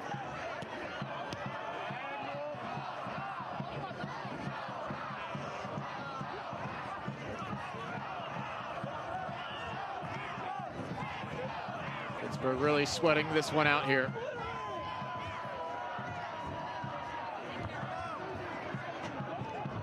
Any intentions they had of going through the motions to play this one out were quickly thwarted.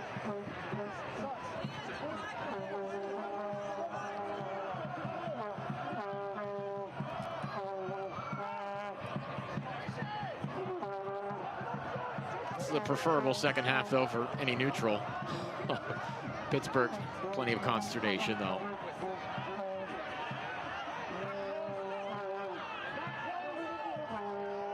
Lots of quality from the home side today. Things to clean up, though, on tape moving forward.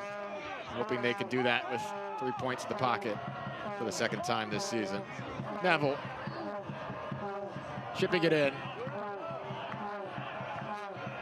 Haven't been able to get to the feet of Jääskeläinen as much in the last 10 or 15. No, and you could tell that for the Riverhounds, it's been all about bottling him up, making sure there's good pressure behind him, but also making sure the lines above that back line are squeezed enough to make it challenging for when he does get on the ball. Does that possibly create an opportunity for Sadlier to get on the ball, faced up, going to goal? All you need is one good look. And Pittsburgh Riverhounds know that, and they want to minimize any sort of threat. Obviously had to already deal with a corner earlier in this stoppage time.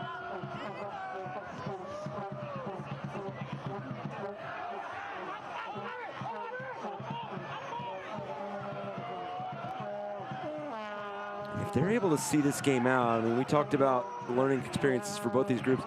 You have such a vast majority of returners from that championship team. You mentioned it earlier, that championship DNA.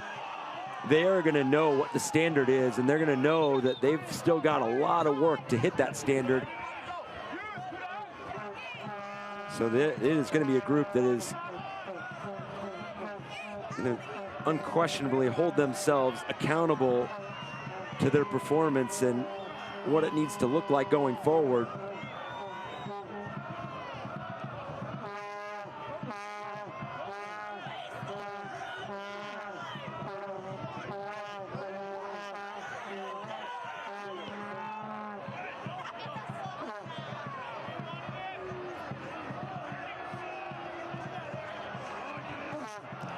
Jacksonville throw.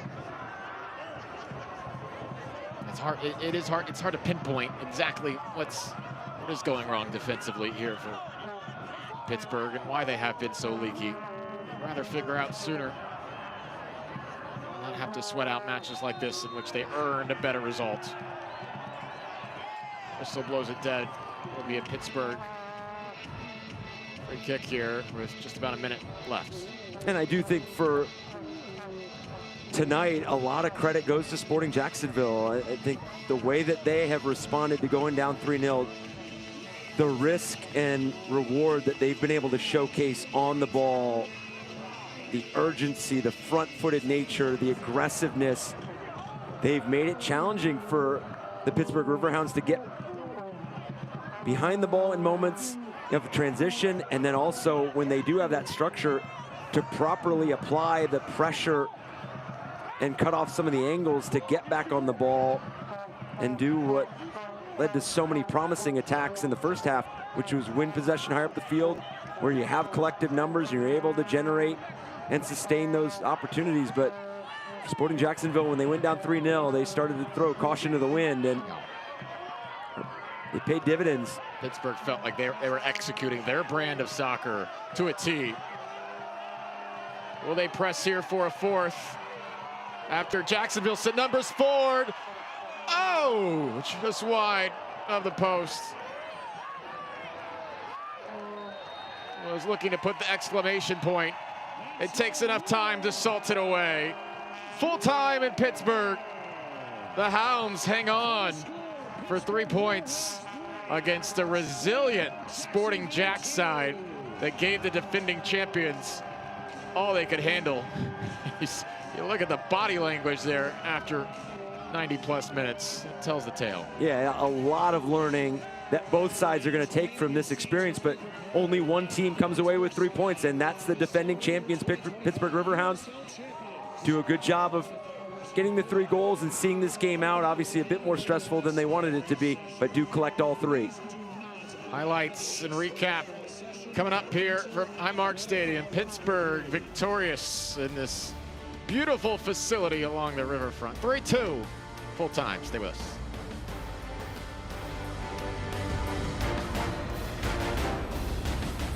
Water for Elephants is Broadway's high-flying musical sensation. May of 31. 1 day's work, that's all it was. I can pull. Oh, you can, huh?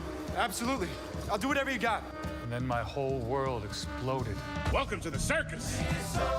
I'm Jacob. I'm working here. As what? Circus vet. And you can spend all the time you want ogling my wife. Your wife? Yes, mine. Hello, Rosie. Water for Elephants the musical. Coming to the Benedum Center March 31st through April 5th. Step right up and get your tickets today. Here in Pittsburgh, strength, pride, and teamwork matter. Just like at Home Genius Exteriors, a top-rated roofing, siding, windows, and doors contractor. Call now and get 50% off roofing materials, plus no payments till 2027. And we're proud to offer an extra 10% military discount. Schedule your free, no-obligation home inspection today. Call 412-528-6526. Home Genius Exteriors, proud sponsor of your Pittsburgh Riverhounds. Yeah, dawg, you know how we ride it. When we pull up, you know we slide it. Losing ain't an option, we surviving. And we gon' always run it back. What you know 26 years! Pittsburgh Riverhounds! What you going through about it? USL Championship winners!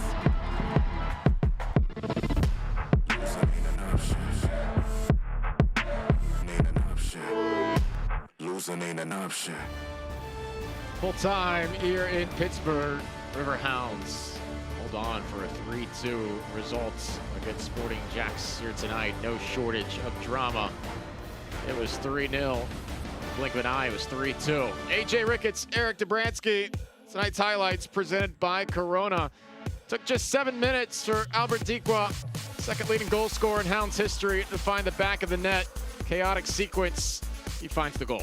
And for the Pittsburgh Riverhounds, it was about representation early and often in the 18-yard box.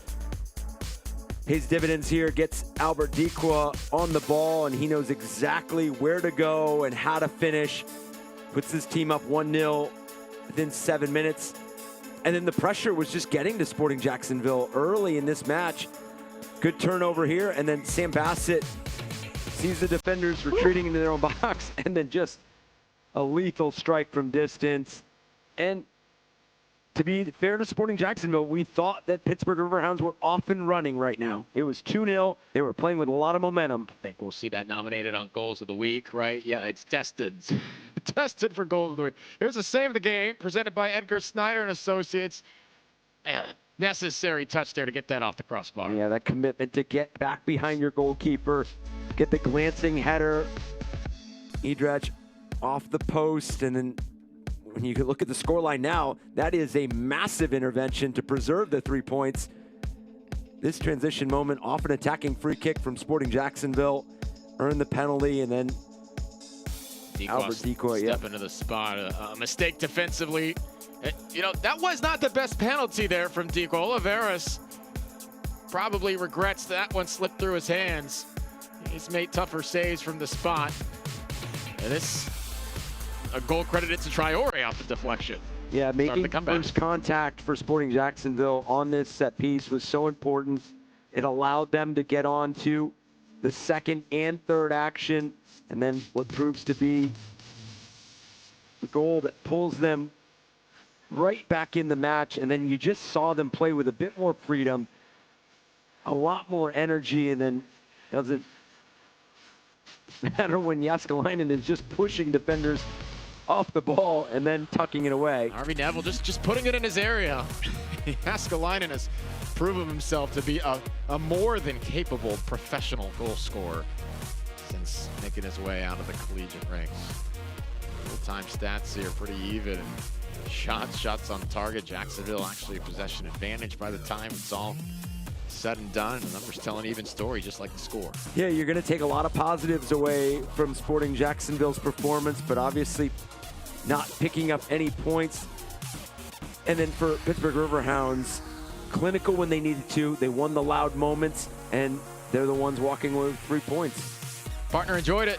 Fun one tonight, a 5-goal thriller here at Highmark Stadium. Big thanks to our entire production team led by Gabriel Sosa. For my partner, Eric Dobransky, I'm AJ Ricketts. Pittsburgh Riverhounds pick up their second victory of the season. A joyous night in their home opener.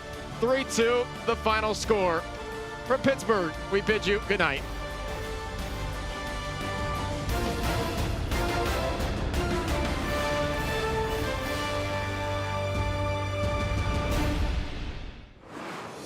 This copyrighted telecast of the United Soccer League cannot be retransmitted, rebroadcast, or reproduced without the express written consent of the United Soccer League.